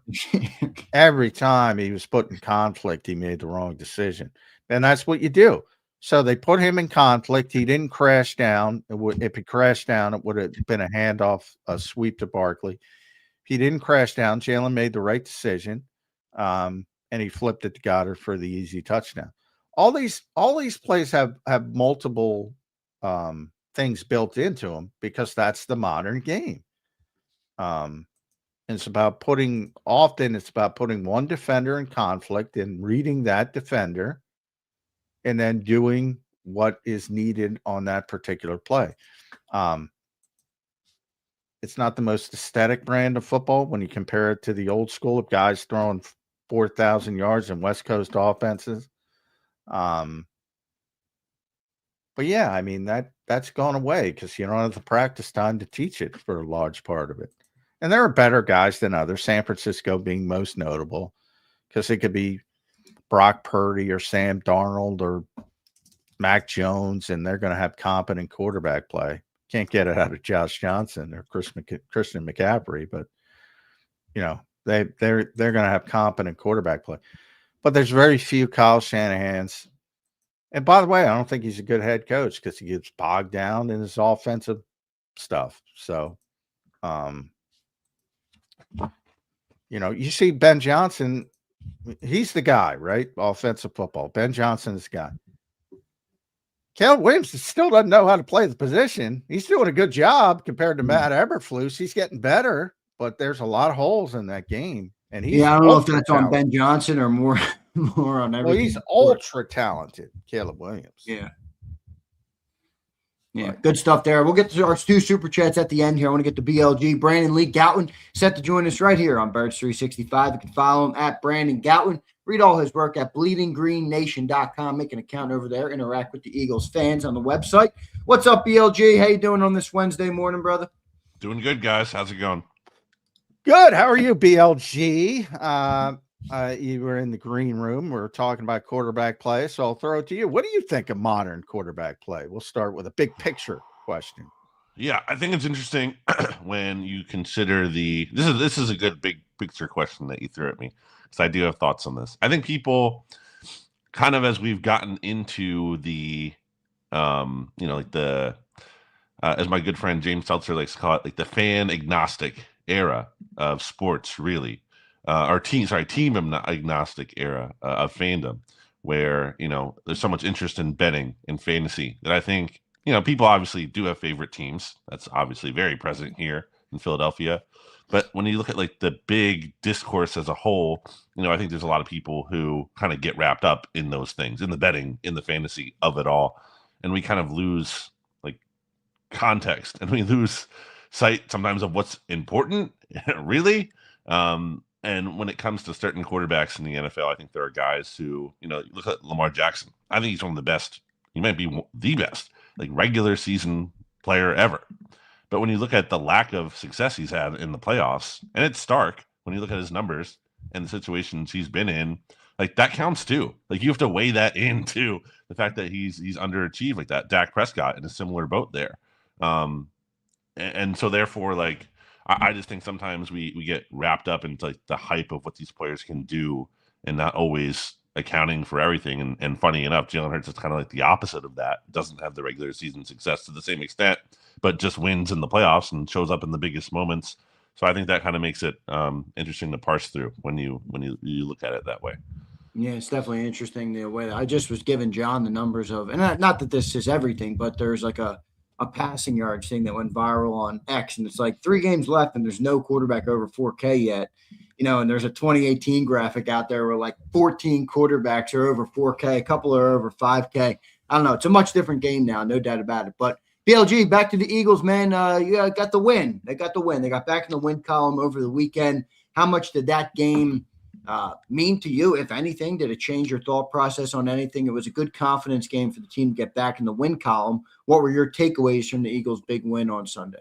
I think you hit on the key word there, and that's confidence. This team has not really had confidence. I mean, Nick Sirianni said it right back and he's interviewed in that joy and game. Confidence, confidence and joy. He said we're playing with confidence and joy. It didn't really look like it at the time, but certainly did now on Sunday with that win over the Raiders. So I think there's something real to that. I am hesitant to believe everything is fixed from a standpoint of that Raiders team is terrible. I've been saying it here for a while. They're so bad. I mean, they're not competitive. Like they're really bad. And the fact that we saw this from the Eagles earlier this season, where they beat Minnesota. It looks like the offense is going in the right direction, and then they blow out the Giants. Same thing. And then after the bye week, they score 2 touchdowns in their next 2 games after the bye. So I think it's encouraging, but I still need to see more is where I land on it. Now, defensively, I think everybody's super confident in that the way the defense has been playing. But I can't help shaking the thought that, I think context is important, as you do, BLG. And I'm like, well, they played one really good offensive line, and they struggled mightily against Chicago.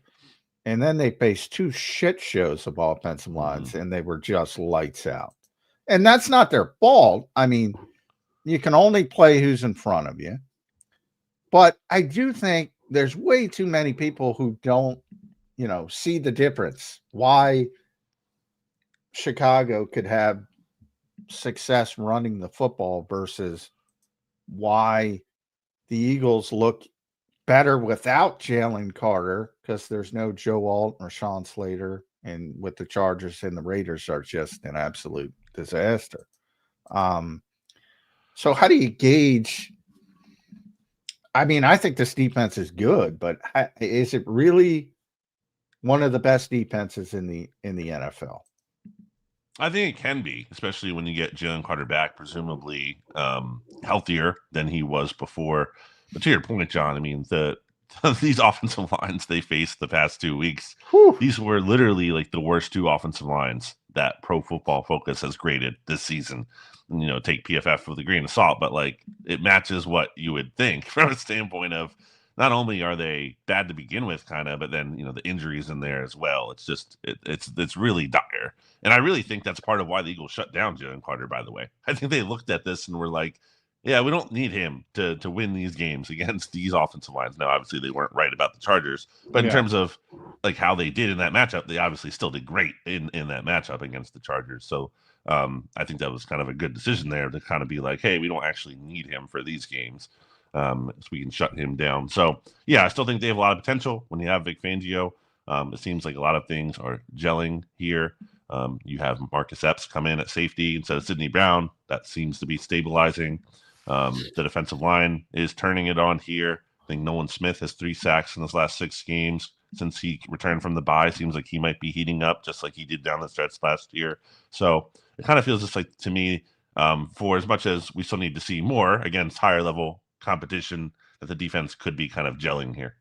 Yeah, no doubt about it. BLG, what do you make of Jalen Hurts, man? He had a good bounce back game. Didn't have to do too much in the game because of the opponent, but he did do well in what he had to do. And that was coming off the heels of obviously a pretty extended stretch of him not playing his best football. What's your confidence level in Jalen Hurts at this point in the year with 3 games to play? Yeah, same thing as the offense as a whole. Like, just need to see him build on this. But this is a good kind of performance where you stop the bleeding. You stop, the conversation of you potentially getting benched. That you kind of destabilize things.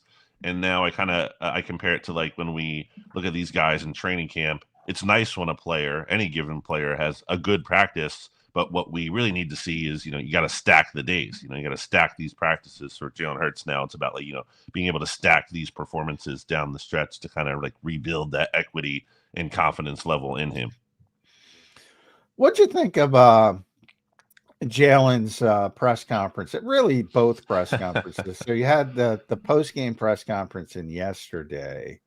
I thought, for most of the year, Jalen was making an effort to be a little bit more open. And then all of a sudden it shut down a little bit, and it happened to shut down when there was some talk of, not that it was meaningful. And obviously Nick Sirianni called it ridiculous, rightfully so. But, there was a lot of people saying, maybe we should look at Tanner McKee.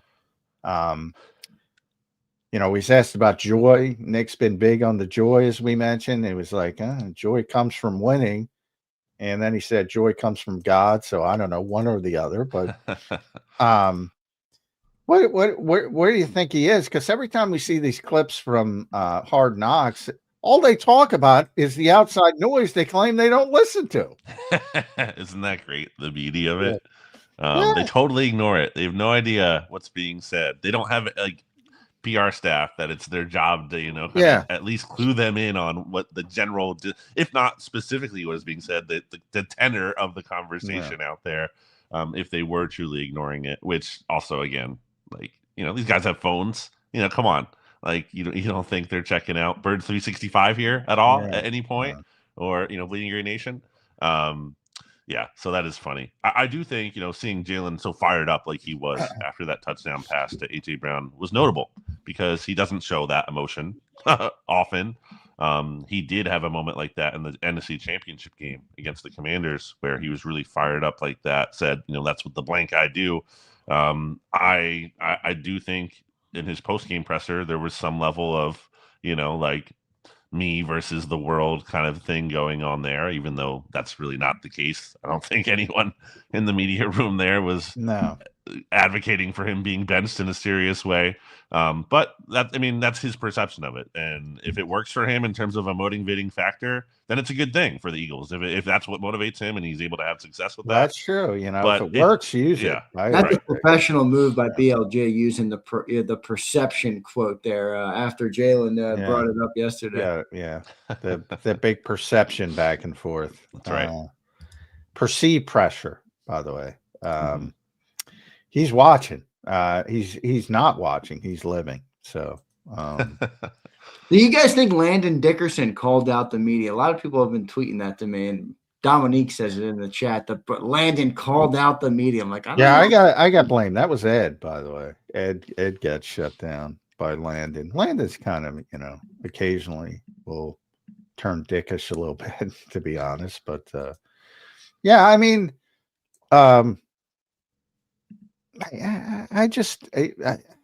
look, to me, it's so tiring, BLG, because this goes all the way back to Doug Peterson, really.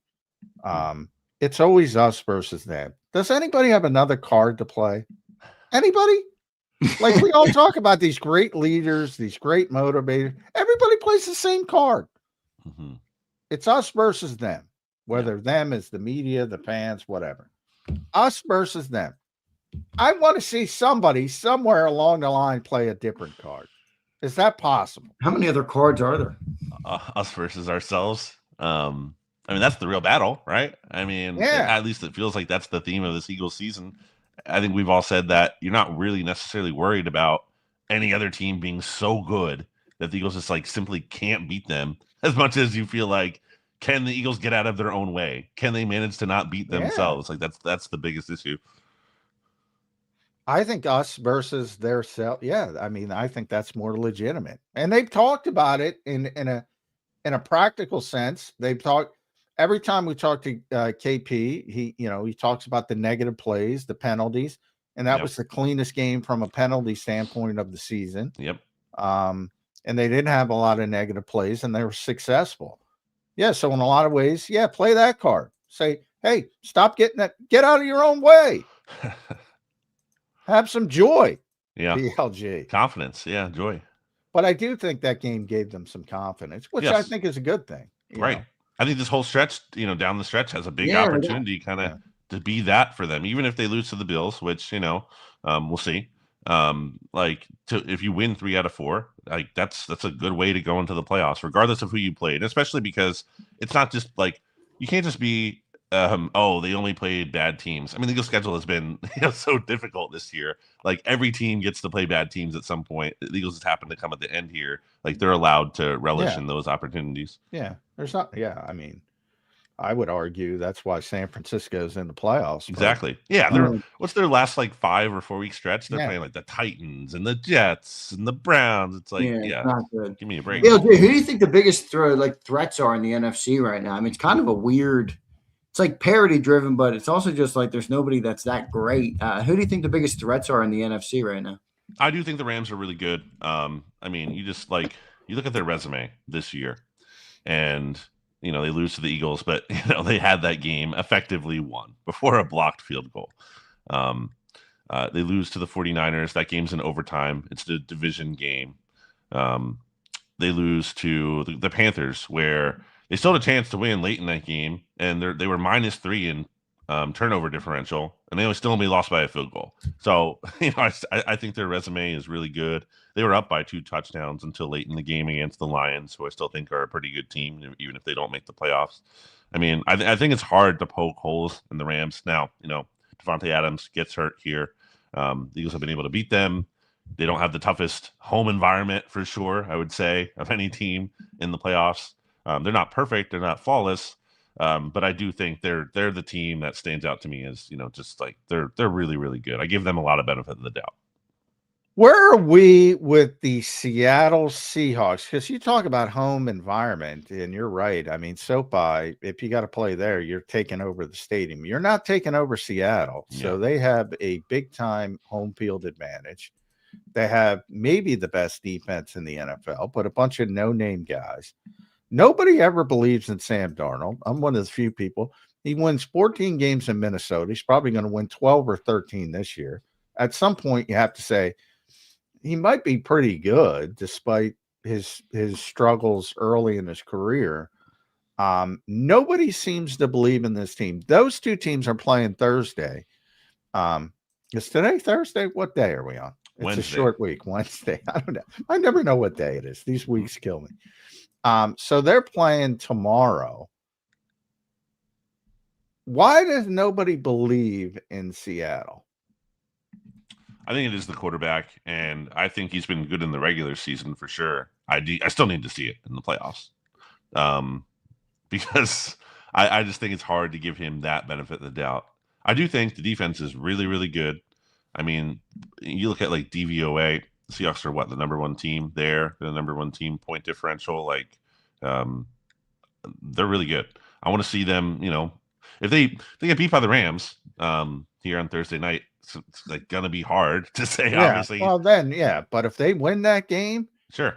And I would much rather, if I had to go somewhere, I would much rather go to SoFi than absolutely. Yeah, but my question there is, who do you feel like has a better chance to lose? Like, could you get a situation like last year if the Seahawks get the 1 seed and then they lose in the playoffs? Do the Eagles then get a little bit of home? I don't know. The 2nd seed would obviously have to get knocked too, but yeah, I don't know.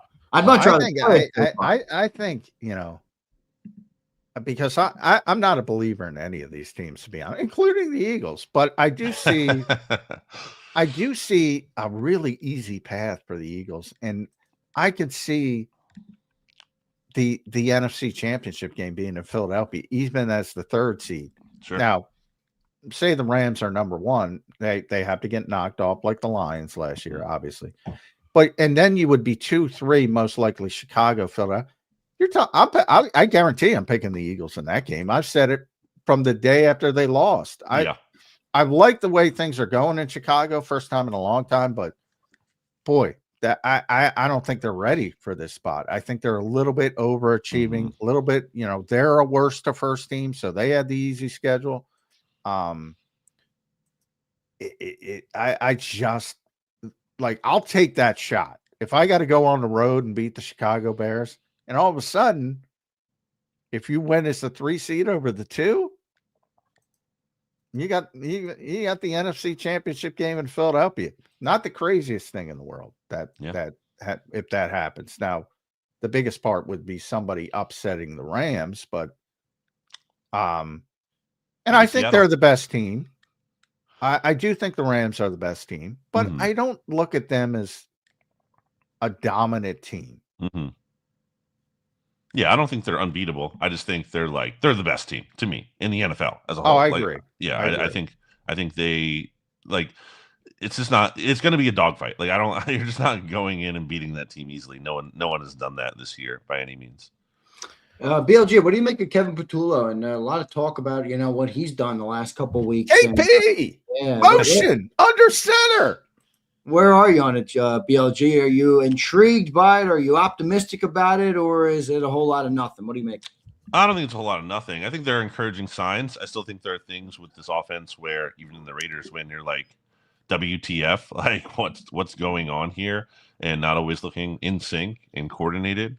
So it's not like, I don't think it's been, someone's waved a magic wand over the offense and everything is cured and fixed. But I do think they're, at the very least, trying to do some things, and I give them credit for trying to do some things that look different here, more under center, as we saw earlier in the season when that was working for them. You look at Jalen Hurts running more. I like that. Some of these designed runs. So there are some things ankle, here. By the way. Well, yeah. I mean, that one to me is like Jalen has to. To me, that's more in Jalen in terms of like that needs to be something where he needs to go down in the right way. He went down in a very weird and wrong way there that he usually doesn't go down in. Usually he's actually better, I feel like, about sliding in a way where he doesn't take on contact. But to slide into contact is the worst of both worlds there. So not smart. There were 25 to 30 mile an hour wind gusts. Again, they've had some really bad luck when it's come to windy games at Lincoln Financial Field this year. Do you? Because a lot of people made a big deal out of how much they were under center against the Raiders. Well, two things. I mean, at the end of the game, Tanner McKee was in for the entire fourth quarter, and they ran it. I don't know, 13 out of 16 times, some weird skew like that to just close the game out, get out of there. Quickest game in the Eagles' history, I think. So that was part of it, but also I think they came in with the mentality of, oh shit, it's another windy game, so we're going to be run heavy. So do you take a look at that and say, oh, they found something, they got to be under center more, or more the way I take it, which is weather, blowout, all that kind of stuff? Yeah, it's weird because the running game wasn't really like good in this one. The traditional one wasn't. Although it kind of reminded me back in 2022 when the Eagles lost to the Washington that year. It was their first loss, and Washington didn't have like a good rushing performance in that game. When you look at like the final box score, but they had like these consistent 3-yard runs as opposed to big Brian Robinson, right? Yes, 3 yards in a cloud of dust. Yeah. They were not losing yardage. They weren't having these negative plays, and therefore they're getting in 3rd and 3 and 3rd and 4 instead of 3rd and 11 or whatever. So I don't know that I think that's like the solution to figuring out the offense each week, but I do think there are times where, because I think the danger of just being like run the ball is that we've tried to do that plenty of times this year, and you do get those negative runs on first down, and then all of a sudden you're in a really bad spot and you're off schedule. So I don't think that's just like, again, the magical fix. The format worked for them this time. They're playing a really bad run defense this week in Washington, so they should absolutely try to run the football again and see if they can get things going there, just to see some proof of concept and build the confidence in that. But so yeah, I don't know how much I believe in it working in other games, but it did work for them in this game. And I think the idea of getting to shorter third downs is great. We'll see if they can do that. Yeah, it's going to be interesting to see. BLJ, how much is the loss of Lane Johnson and Jalen Carter, or I guess you could say the return of them, going to help this team? Obviously, they've prevailed. They won a game without them, but those are two of your best trench players that were out, and I'm assuming both will be back and ready to go. I think Jalen Carter's a little bit up in the air. I saw Lane on the Hard Knocks, like lifting weights with his neck and doing 60 pull-ups. That dude's a beast. What do you make of those two guys returning, and how much can they help this team? Yeah, it's big. Whenever they're back here, I think, we saw Jalen Carter look better, right, coming off of the bye, having had some time to get some rest. So I think giving him some time off here could similarly do him some favors. Lane, we'll see on that one in terms of he's ready this week, or it might be a week 17 kind of deal. Officially was not listed as did not practice on Tuesday here. We'll see how that goes here on Wednesday. But obviously, we all know the record with and without him, and certainly much better to have him. And Fred Johnson, as far as backup tackles go, is fine. Good even for those kind of standards, but there's still, obviously a massive drop off when it goes to Fred Delane. It's almost Pro Bowl / all pro season as we get to the end of the regular season, BLG. So I want to give you a sort of out of the box question here, because there's so much proven, demonstrated talent on this team. We always talk about the offensive guys, and that's why all the raised expectations and why everybody's so disappointed. And the best you can, I want you to forget about previous history and, guys like Saquon last year and what they've done in the past, and Lane, and he's going to the Hall of Fame and all that, and say, who is the best pure football player, regardless of position, on the Philadelphia Eagles this season? Offense or the roster as a whole? Roster as a whole. Or give me offense, defense, however you want to take it. I'm going to go Devontae Smith for offense. I think Devontae is just so reliable. You can count on him so much. Like Lane's up there, but he's been hurt. So I think I ding him a little bit for that in terms of the availability there. I just trust Devontae to deliver every single week. Defense, I think I have to go Cooper DeJean. He's just so good. He's so versatile. He's so who I'm impactful. going? Number 1 overall? Yeah. Quinyon Mitchell. I mean, I think that's the conversation. I think it's between Quinyon and Cooper, and it's very close. I think it's a very like hair splitting conversation between those two. Yeah, I wouldn't. Yeah, Cooper's so good. I think in long term, I think everybody uses that term with Cooper. He's just a good football player. No matter where you put him, he might be the best like tackler I've seen. It's unbelievable. Like he doesn't miss. He does, and he's making like hard tackles. Yeah, that play on Genty there, like I've seen so many times where running back just like breaks a big run with everyone trapped there. Running back's going to the edge. Cooper DeJean gets him down. No worries. That could have been a touchdown run or explosive run, big play. With him, no, it's a tackle for loss. The numbers are just so ridiculous, and I'll be the first one to say some of these, you could go to. And anytime you can go to PFF and you can go to True Media and you can go to Next Gen Stats and they have different numbers, that kind of tells you this is not an exact science. But bottom line is, so if we use PFF, 32 of 75 when he's targeted, 32 receptions, 75 targets, Quinyon Mitchell, 42.7%. Crazy. 335 yards only, 56.3 passer rating. I don't know if the Eagles have ever had a outside corner who has performed at this level, and they've had some good corners, but to me, he's been the best corner in football.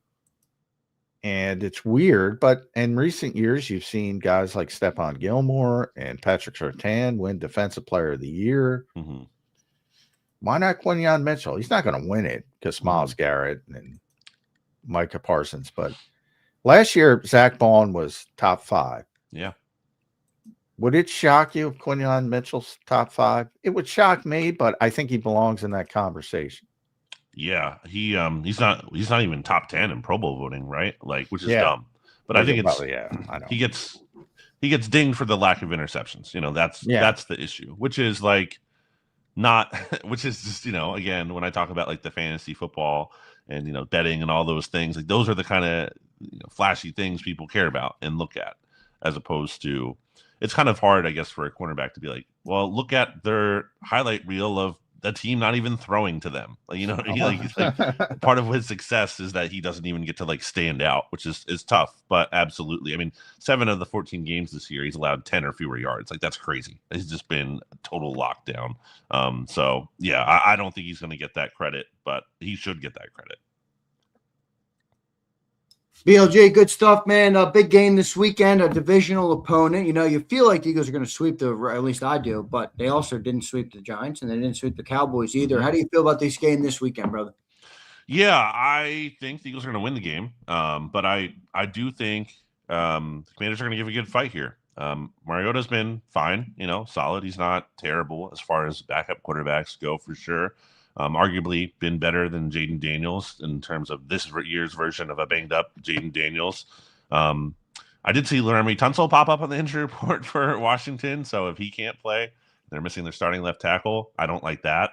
I think Jalen Phillips is absolutely going to abuse Josh Connerly, the Commanders' rookie right tackle there. I think that's a big mismatch in the Eagles' favor. But I know the Commanders, they got blown out, obviously, by the Vikings a couple weeks ago. Bounced back with the win over the Giants, who are pretty listless right now, especially. And the games before that, they took the Broncos and Dolphins to overtime. So they've had some fight here in more weeks than not. I do think they will put up a good effort, but ultimately, it's just not going to be enough to beat the Eagles. Do you think they'll fight through it and keep Dan Quinn? I do. Yeah. Yeah, I don't think they're getting rid of him yet. Yeah, I think they really loved last year, as you saw this offseason. They put a lot of stock into last year, and I don't think they're ready to call it quits on that. I think you're looking at coordinator changes before head coach changes. It's weird because Cliff he'll get some head coaching interviews, I would think. This league, that's part of the problem with some of these lesser organizations that lack a continuity. We always talk about it here. with offensive coordinator, and then everybody wants the offensive coordinator going. Exactly. So there's a lot of counterintuitive things with that. At Brandon Goutin, make sure you follow BLG on the X platform, bleedinggreennation.com. Tremendous site. Go check it out. They do a great job over there. So that's it. 99% for a fifth consecutive postseason berth. First team in a quarter century to win back-to-back NFC East titles. And it is going to happen on Saturday. Correct, BLG? I think so. Yeah. I think so. All right. There you heard it. BLG, good stuff, man. Appreciate you joining in. Make sure you guys follow that Brandon Goutin. Read all his work at bleedinggreennation.com. BLG, thank you, brother. We'll talk to you again soon. All right, man? Sounds good. Thanks, bud. BLG joining us right here on Birds 365. Good stuff from BLG. Always appreciate him joining in. John, we got a couple super chats we'll get to before the end of the show today. What is on the Eagles' agenda today, John? It's a Thursday, I guess, in Eagles. Yeah, so it's really a Thursday today. Practice is at, let me look it up and give you the exact time. A little bit 2 o'clock-ish, I believe. And then open locker room. Vic Fangio talks at 1:20. Because it's a bit of a strange week. Kevin Petullo will speak later during the open locker room period. So we'll get to hear Vic's thoughts on giving up 75 yards, which I'm sure he'll downplay, but that's pretty impressive. I don't care what your opponent is. Practice is at 2:15. So Vic will talk at 1:20. And like I said, I'm sure he'll downplay it, but I don't care who you're playing. If you give up 75 yards. Yeah, it's pretty impressive. Yeah. No doubt. Good stuff there. Let's get our super chats right now. JD3, what's up, JD? Thanks for the big super chat, brother. $20 super chat here. He says, is Diego Pavia the most unlikable college player ever? Dude is 24 and he acts like a 16-year-old. I freaking love that kid, man. Yeah, He's bro. so You should have better numbers than Mendoza. You're a senior citizen. Imagine Bryce Young at 24 in college. Well, he is. I mean, obviously he's got size issues, so he's not really an NFL prospect. A great, big time NFL prospect. But so now you can make a lot of money in college. So why not stick around as long as you can? Different landscape. But is the he dude, done now, eligibility wise, I would assume, right? Yeah, he's done finally. So I don't know. He is very old, but yeah, he's not going to be a legitimate NFL prospect. He's just too small. Why do you like Pavia so much? However you pronounce his name. Well, I saw the SEC documentary on Netflix. He's just, Vanderbilt is legitimately top 15 team in the country, and they were shit for a long time. They're not supposed to be. That's very true. So he's completely turned around that program. And if you watch he's so competitive and his teammates love him, and he just wills them to wins against teams they're not supposed to be competing against.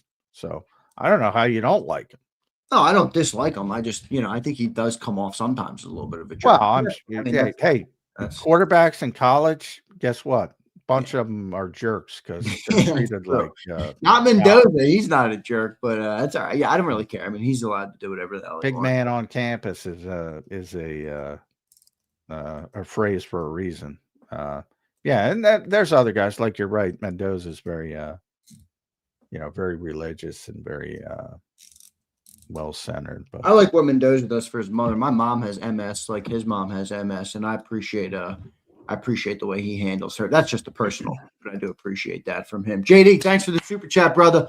I like your Bryce Young in 24 in college. If Bryce Young stayed in college this long, he'd probably have every record in the book, man. Bryce Young was racking up yards. Here's Skywalk. What's up, Sky? Hi, Zander and John. Lane was doing the same exercise boxers use to strengthen their neck to take punches. I'm guessing a stinger protection and more. Yeah, I mentioned this earlier in the show, Sky. That's interesting. Stinger protection could be that. I mean, he's got a strong neck for sure. Lane's just a monster to begin with. I mean, he's got a strong everything. He really is a fucking beast, Lane Johnson. Yeah. we talk about Hall of Fame players, and part of it is their physical gifts, and he's got enormous physical gifts for that position. He's like a crazy athlete. He was a quarterback in junior college, so he's a crazy athlete for the position. He's incredibly strong, and now he's gotten older and he's gotten all the experience. He's incredibly savvy, so it's quite the combination.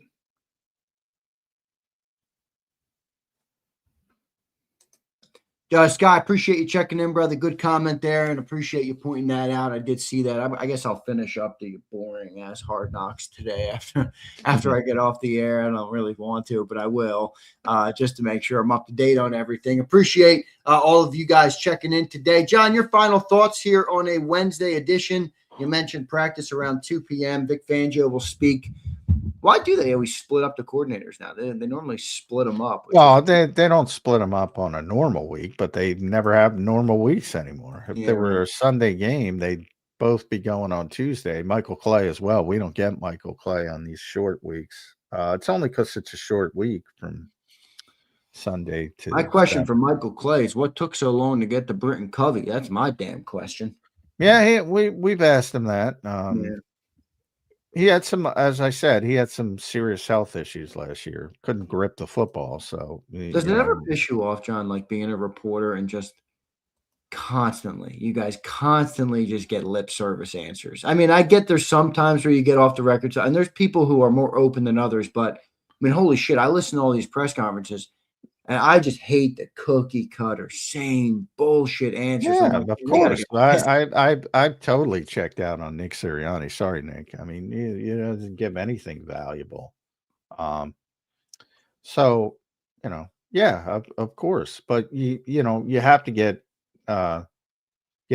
certain guys. Jalen Hurts is not interesting in press conferences. I mean, he's just not. Unless you like T-shirt slogans.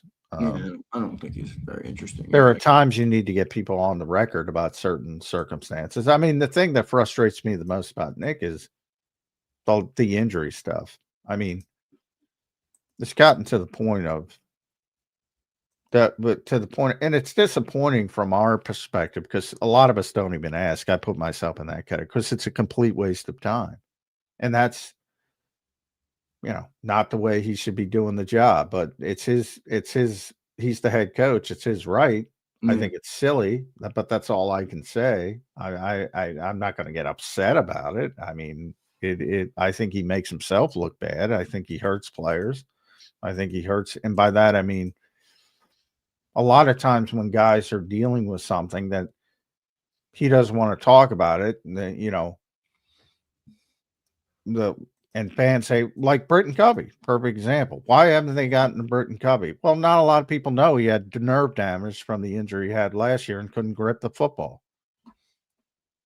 I didn't get that from Nick Sirianni. I didn't get that from the organization. But, I mean, so when you can't grip the football, you can't play.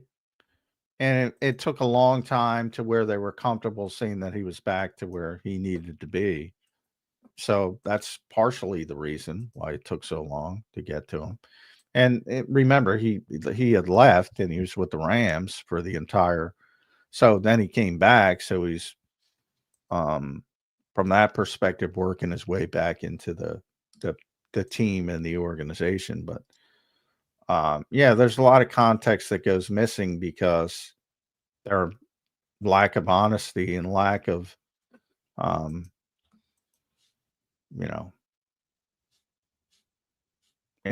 lack of honesty. Yeah, fair enough. John, good stuff, man. Your final thoughts today here on the show. Yeah, Washington, 99%. So I think it'll be back-to-back NFC champions, NFC East champions for the first time since 2004 this weekend. We'll see what happens. John, good stuff, man. Appreciate you doing it today. We'll talk to you tomorrow on a Thursday edition of Birds 365. Thank you, brother.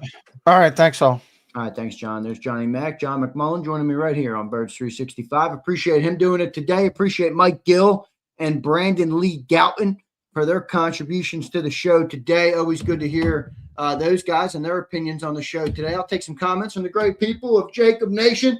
How's everybody doing today? It's a dead month. It's December.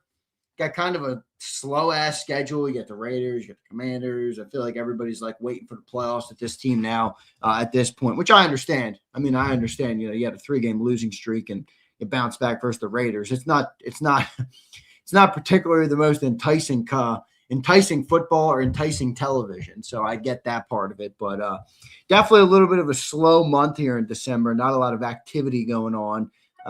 That's kind of is what it is. Let's see what JD3 says. Good show today. I'm ready for the holidays, so it won't be a dusty gray. JD, all good, man. Handle your business. Appreciate you being here. I appreciate you being here as always.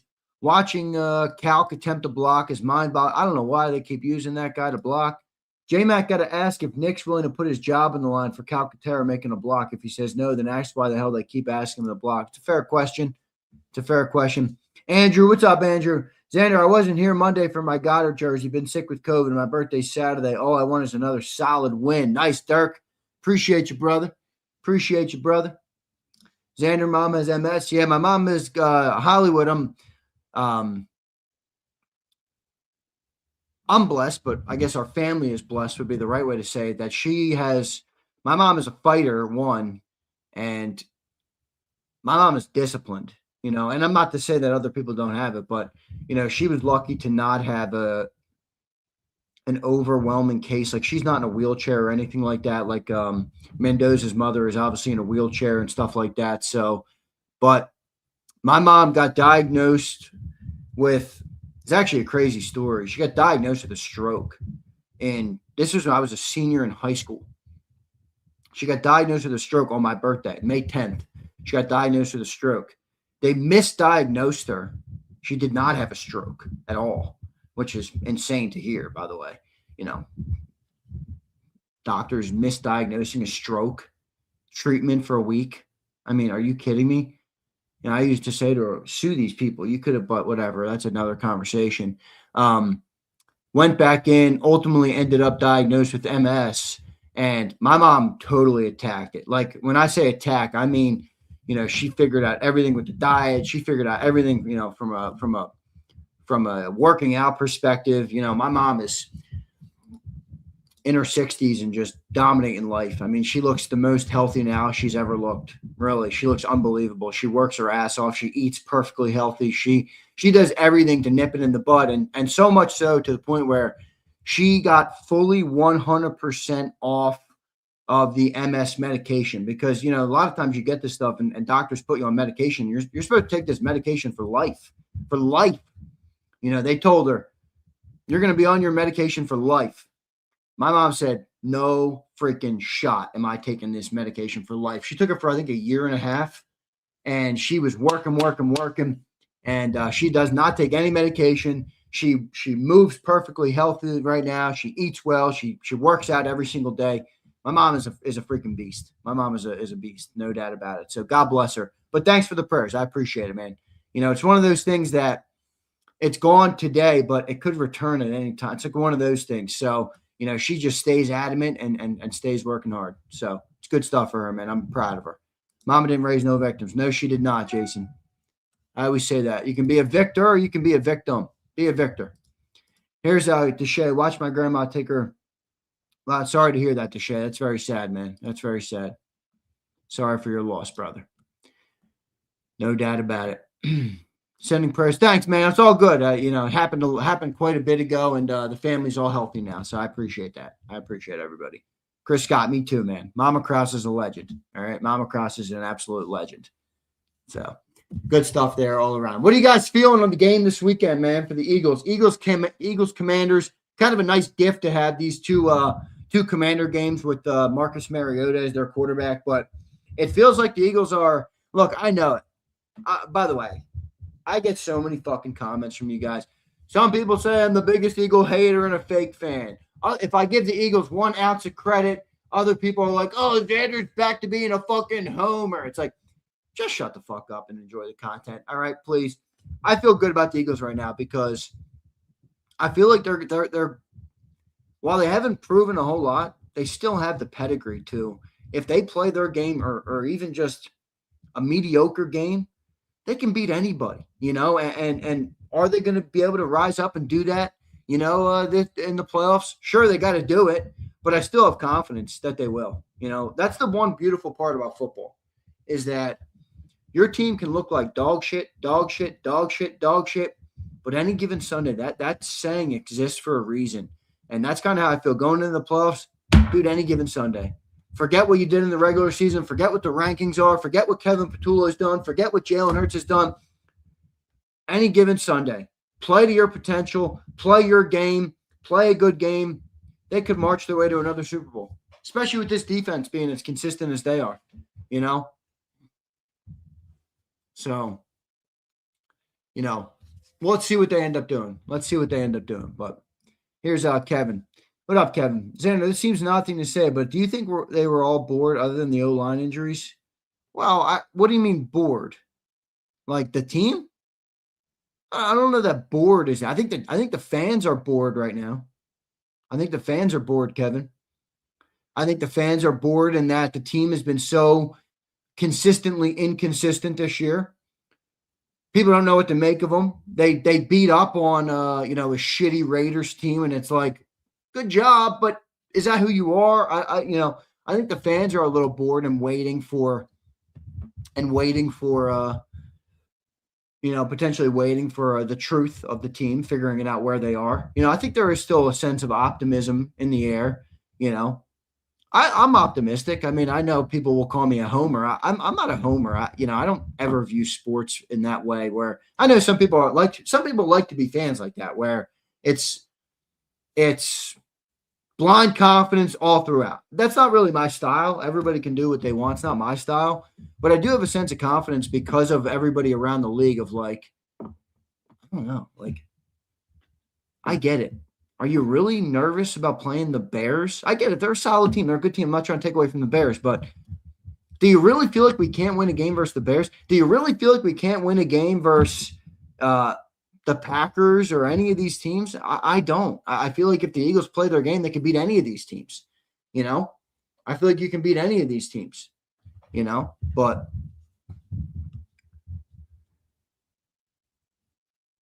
Curtis says, did anyone watch that Bears game? Yeah, but Curtis, like, my point is this. Do you really believe that that's going to be the outcome every time you play the Bears? Do you really believe that is what will happen to the Eagles on a win or go home game? I don't. If you do, that's fine. I mean, I'm not saying that they've done a whole lot to convince you otherwise, but the Eagles to me are a better team than that. They haven't played to their potential. They have concerns. They're 5-5 since September,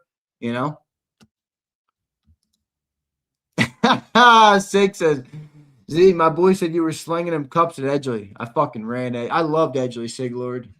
I told you that. I was the hustler, man. I was everybody else getting boozed up, drinking, doing this, doing that. I was hustling, looking for a honey, not looking for one, getting one. But that was my MO. Hustle, make the money, get out of there. Sig, I'd love to know who you talk to. Steven, what's up, Steven? Z, I have to eat crow. The Phillies outfield's a shit show. It's a shit show. And Steven, you're not going to like this. You ready? I don't know how I feel about that Kyle Schwarber contract. Not that I don't think he's worth the money. Not that I don't think he's a good player and earned the money. I do. But I look at this team, the Phillies team. I look at the holes. I look at the outfield, like you just talked about. And, 5 years of a 30-year-old Schwarber, like, dude, if they don't win in the next 2 years, this fucking roster is going to get old and ugly quick. That's all I'm saying.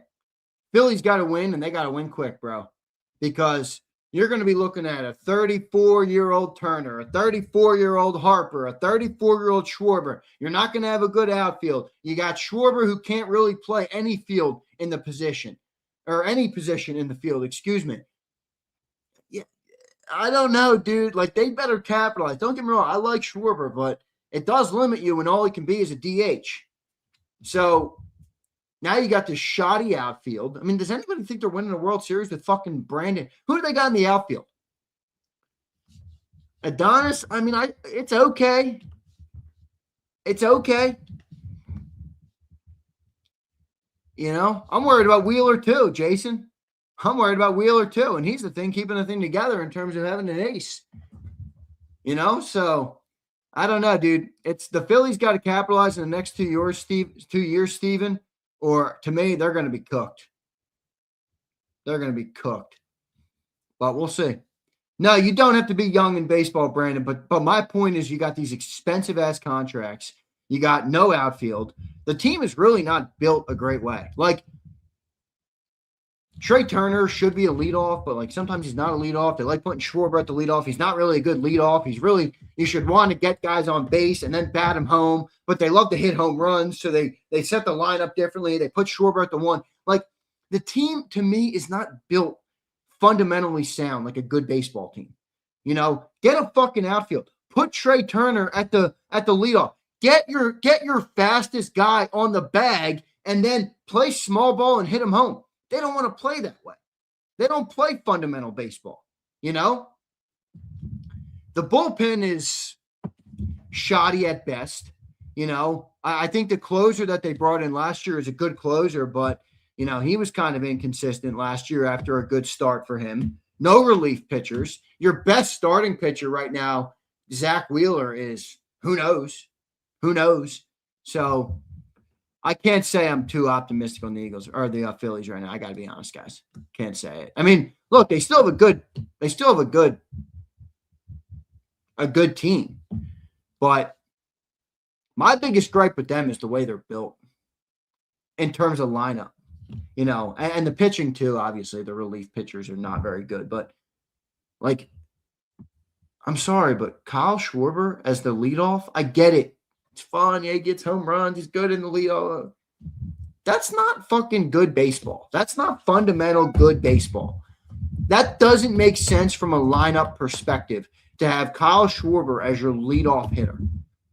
Nothing about that makes sense, but it plays into what the Phillies are trying to do. They got this Kevin Long guy as their hitting coach. You know, they believe in the long ball. Chicks dig the long ball. I guess that's what they believe. Who knows?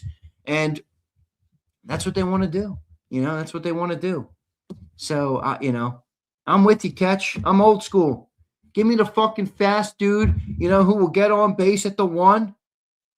Give me a contact guy at number 2, and give me your big bats at 3 and 4. I don't know. They don't play that way, though, Catch. They don't play that way. Even when they get their leadoff guy on the bags, they don't even play small ball. They have no propensity, no desire to move runners around the bags and hit them in. It bothers me the way the Phillies play baseball. I don't like it. You know? I mean, what are they doing with Alec Bohm? Anybody know what they're doing with Alec Bohm? You know, MLB has the best hats. MLB hats are awesome, dude.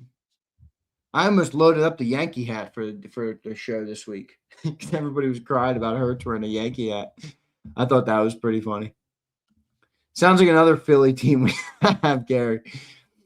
MLB in a nutshell. I know, Casey, which is why I don't like it, but there are teams who do it, and you do see them have success. Bohm is decent. I'm not a Bohm hater. I'm definitely not a Bohm hater, but again, he's lost in the lineup, Steven. A lot of these guys are lost in the lineup.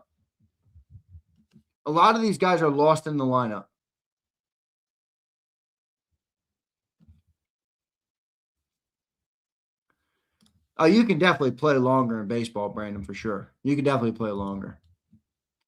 My Dodgers used Trey as a leadoff. Yeah, I know they did. Won a World Series with him, didn't they? I know he won a World Series with the Nationals. Did he win a World Series with the Did he win a World Series with the Dodgers? I think so, right? Trey Turner? He won. I know he won with the Nationals. He didn't win with the Dodgers?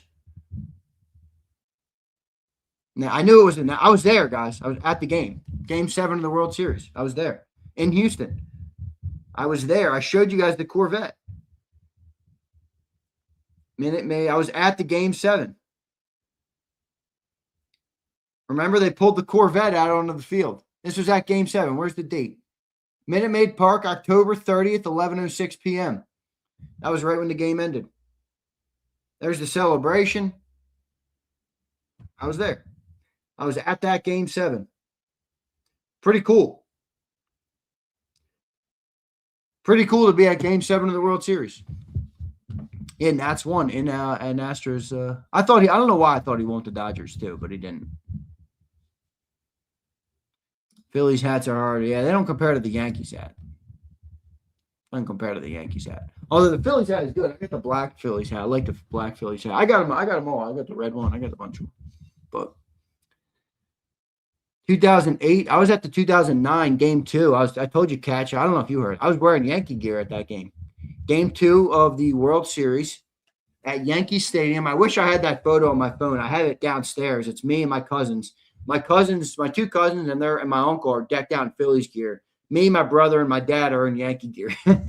My dad grew up a Yankee fan, so I was young. I didn't really, I always liked to be the contrarian. Like when I was younger and everybody loved the Phillies, I'm like, I'm a Yankee fan. But you could give me a solid. Oh, that's crazy, Gary. I love a Yankee hat. Yankee hats are fire, dude. Come on. That Yankee logo is iconic. I'd rather get headlights. That's a classic Philly guy right there. I'd rather get headlights than wear a Yankee hat. At least we ain't the Mets. Yeah, the Mets are the outcast in their own city. Nobody gives a shit about the Mets. It's like losers. Like losers root for the Mets. I don't know how somebody could be a Mets fan. Is there any Mets fans in here? You know what?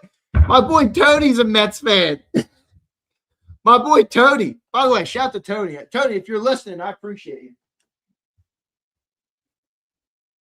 Tony's the one who sent me this. Tony's my fellow C8 owner. He sent me this.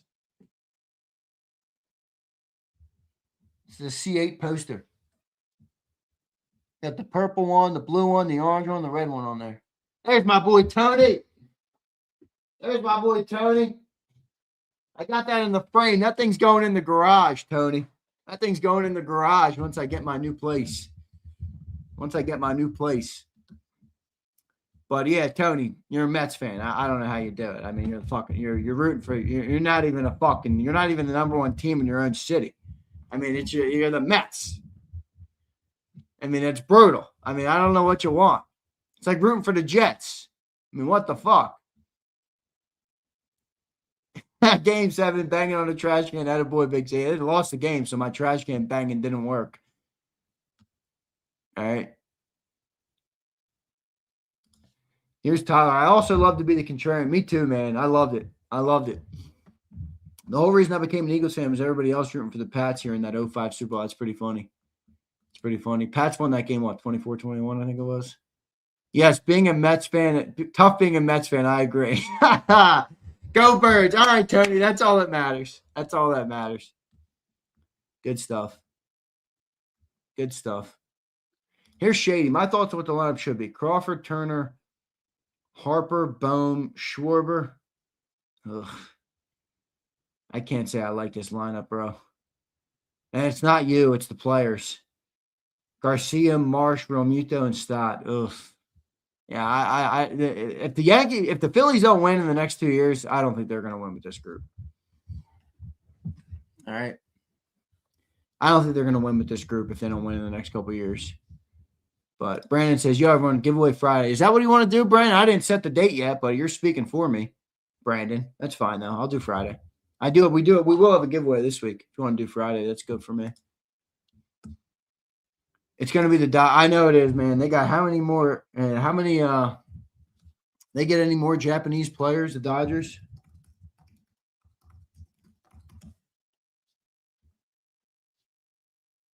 I mean, they got Yamamoto, Sasaki, Ohtani. Whew, man. Couldn't pay me to wear a dirty-ass Yank. I don't give a shit. Not about you, but just, I don't know. It doesn't bother me. I have a Yankee hat. I told you guys this. I have a Yankee hat. Should I break it out on the show tomorrow? You guys want me to rock a Yankee hat tomorrow? I feel like everybody who's not like a Yankee hater has a Yankee hat. I know. Catch, all the Japanese guys coming over want to play in the Dodgers. I can't really blame them. I can't really blame them, but the MLB should have to do something about it. I mean, they can't just let every Japanese player come over and go to the Dodgers. I mean, there's nobody else going to be even fucking competitive with these guys. These Japanese players are unbelievable. That's the funniest part about them. It's one thing to get a bunch of them. It's another thing for them to be like the best players in baseball at every position. Yamamoto, Sasaki, Ohtani. It's like, holy shit, these dudes are good. I would piss on my PC and ruin it. I don't know, Catch. No, you wouldn't. Yankees are my second team. I like the Yankees because of my dad. I told you. I say this all the time. So I got no problem with it. I agree with the Lice comment. That's pretty funny. Fly, Eagles, fly. That's pretty funny. Xander, do you have a bet with someone you can't go a week without wearing a Kango? Because if you are, you're winning. No, should I go the full week, though? I almost threw a hat on today, but I'm like, yeah, I'll leave it off. No, I spent money on a haircut last week, Mike. So I'm like, hey, let me rock the hair. Let me show the people my versatility, So I figured I'd rock the hair. I figured I'd rock the hair a little bit.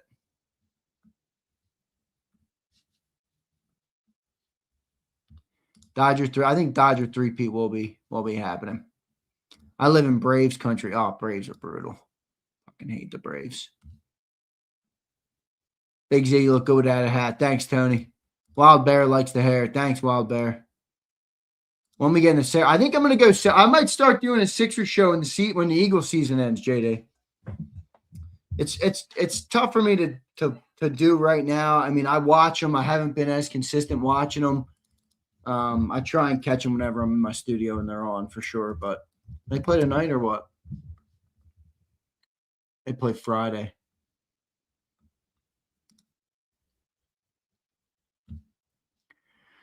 No, yeah, I mean, I've been watching them. I mean, what are they like? They're like 14-10 or something like that. Hey, Zay, what's your opinion on liking two teams? I don't tell people how to root for sports. It's sports, dude. This isn't like life or death here, It's sports. If you like two teams, watch two teams. I don't give a shit. I really don't give a shit. I know some people don't like to hear that because some Philly fans, they live and die by their team, which is fine. That's fine too. But I don't know. Doing what I do, Wild Bear has kind of changed my perspective on sports fandom, good, bad, or indifferent. It's definitely changed my one thing I've always said is I want to be bigger. Like I love talking about the Eagles, but I don't want to explicitly talk about the Eagles my whole life. Like I don't want to get to 50 years old and, my kids are like, Xander, my dad talks about the Eagles for a living. Like that's cool. And I hope to still be doing that too, but I want to do bigger. Like I want to be a bigger, in whatever way that means. It's not to mean I want to be some famous guy, but I want to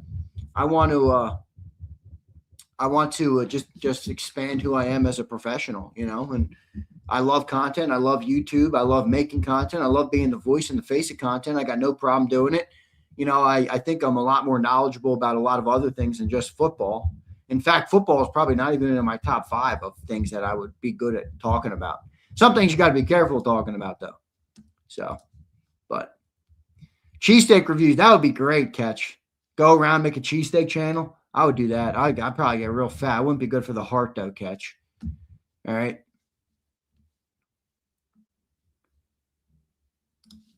These bums doing Sixers content suck. I watch one dude just to see. Who does Pump piss off, JD3?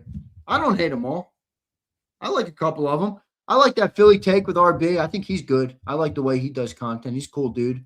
I've talked to him a couple times. We're going to try and collab. Maybe we'll collab if I get into Sixers content. I'll do some stuff with him maybe. He's the only one I've talked to. The other dude I think is a JAKIB hater. Who's the other guy? What's the other dude that does Sixer shows? Who's the other dude that does Sixers content? He hates JAKIB. He gets so mad at our Eagles takes. He's like, it's so funny seeing people get so crying so much. Philly take. Oh, is that who Pumper pisses off? Philly take. Yeah, I like him. I like Philly take with RB. He's good. He's got good content. Yeah, it might be this guy. I think that's him. Run it back. That's him. Yeah, that's him. I like it. I think he's got good content, but he's a JAKIB hater. That's all right. Everybody can be a JAKIB hater. It doesn't fucking bother me. Philly Don, Zander, being an ex-hockey player, why not do? I would love to do hockey content, but Philly Don. At the end of the day, I'm a little bit more loyal to. Like, I got to make money, Don. You know what I mean? Like, I'm getting married. Like, I got to fucking make money. I got to make money right now. Like, I need to earn more dollars for a living. So hockey it's a great sport. I love it. There's not as much money in hockey. There's not. There's some dudes who are pretty big, but there's not as much money in hockey. A lot of money in football. Kimberly, you'd be surprised. College football segments really don't get a lot of viewership. I mean, unless you're like one of the big college guys, in Philly, in this area. Now, if I did a college football thing, it'd have to be probably its own channel going for a different audience, because the people in Philly, they don't give a shit about college football. Most of them. Most of the people in Philly don't care about college football. Xander, what do you think of Friday night Alabama? I feel as good as you can feel. I mean, I'm an Alabama fan, so I feel like they have a good chance to win. But ever since Nick Saban left Chester, I don't go into games with a tremendous sense of confidence. I'm not a huge fan of the new coach's like style, I guess you could say. I mean, to me, he's like a more cutesy Pac-12 offensive play calling type of guy. And I think in the SEC, you need a dude who puts his foot down. You need a disciplinarian guy. You need a guy who, teaches these guys how to become from boys to men. And maybe that's just the Nick Saban. I miss Nick Saban, but I'm not a huge coach of I'm not a huge fan of the coach. So I think our chances are good, but Oklahoma is well coached. They got a great defense. Our offense has been playing like shit. Ty Simpson fell off a cliff this year. I don't know what happened to that guy. He's really struggling, but don't read this comment out loud. J-Max holding you back. I don't agree. I mean, Brandon, I have a different perspective on it. I understand people who say this, but a lot of people are new here, man. Like, John, the reason that JAKIB exists right now as a digital platform is because of John. And what I mean is that when my pop started JAKIB Sports or JAKIB Media in 2010, he had a lot of other content. Sports was a very small sector of what he did. When I started working with him in 2018 and 19, when I left college, we were mostly a radio business, and I worked on the production on the back end. We had Tony Bruno and Harry Mays on Sirius XM. Tony Bruno made an off-the-cuff comment about LeBron James and reading, and Sirius XM canceled him. So that show got canned. And I remember at the time being like, yo, we got to go on YouTube. We got to get on the digital spaces. And I kind of was the guy who started the digital platform. But we started off posting, some of you might remember if you've been here for a really long time, we started off posting John McMullen segments from the Tony Bruno show on Sirius, from his appearances with Mike Gill on 97.3. And we did a weekend show on the radio down the shore called Extending the Play. And I used to post up the John McMullen segments. And for the longest time, John McMullen was the only person who got views.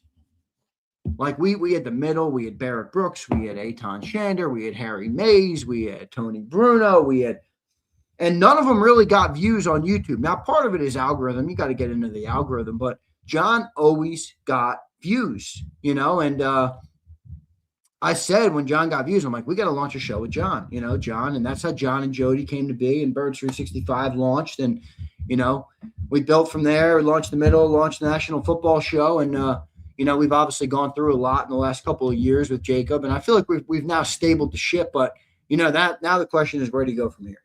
Where do you build from here? And, I don't know, that's a question I'm looking at every day. My view of JAKIB is a lot different than my view of me personally. JAKIB is a business that I want to run as a business. And my other thing is like, I want to build myself personally and professionally as well. So it's a lot of different ways to look at it, man. A lot of different ways to look at it.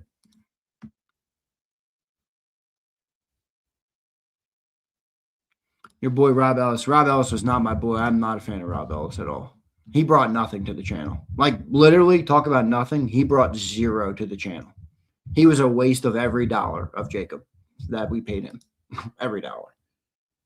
But it is what it is. I don't really care. God bless him. So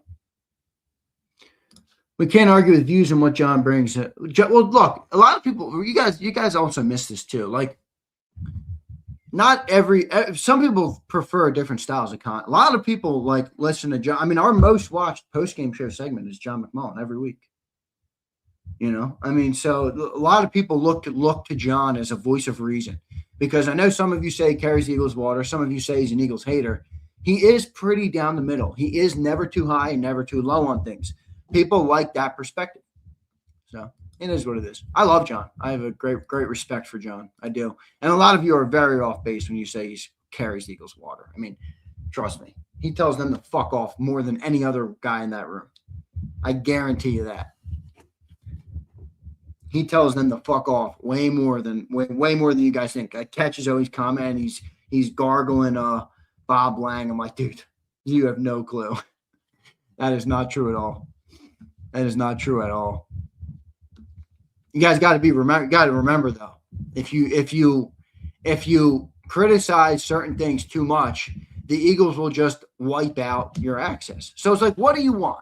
Do you want John to come on here for a week and be as open and honest as humanly possible, and then he gets no access at all? Like, sometimes I don't think people think about the full scope of this, but whatever. I'm hoping to get John off the beat soon. I think the beat is fucking overrated. You don't get anything. What do you get from beat? What do we honestly get from the beat anymore? Seriously. When the Eagles have a story, they give it to the fucking national guys now. They don't even give it to the beat reporters. So, thank you, Abe. I want him to keep his job too. Exactly right. So,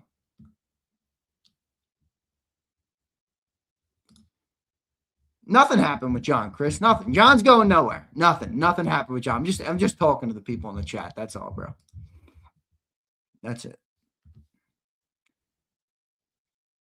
Someone should sue them I don't catch. They're a private company, dude. I think they can tell them to fuck off.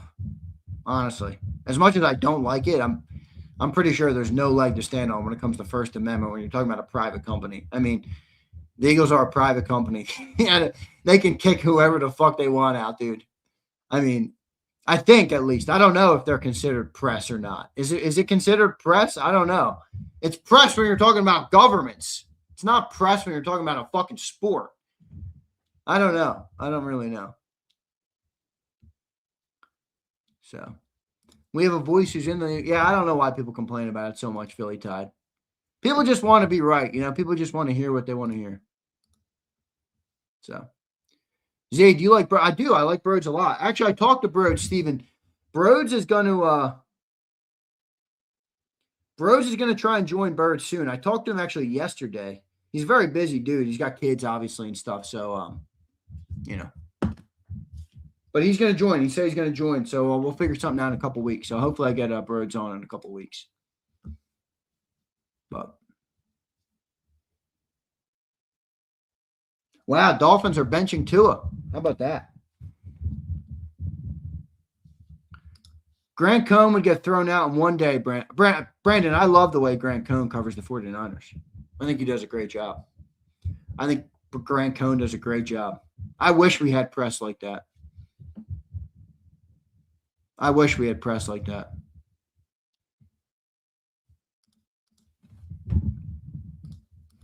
So, all right, guys. Love all you guys. Appreciate it doing it today. A lot of good commentary today. Appreciate all of you guys for being here. Sig Lord. What up, Sig? Gary. What up, Gary? Pump, you were just getting shouted out a couple minutes ago. Apparently you were you're making life tough on one of the Sixers content creators. Hogan says, Zander, Grant doesn't answer me anymore, Hogan. He used to answer me when we had him on before. He never answers me, so it is what it is. Can't win them all. That's all right. Tua should retire. I agree, dude. Hang it up. You got your money. Your brain's about to be mush. Hang it up, brother. I got a lot of respect for Tua. I had multiple classes with Tua back in college. Not Jalen. I don't know. Some dude wrote I'm Jalen Hurts' classmate on some hit piece on me. I'm like, I wasn't fucking his classmate. I never said I was his classmate. Making shit up to get your views, you little clickbait bitch. A lot of those people out there.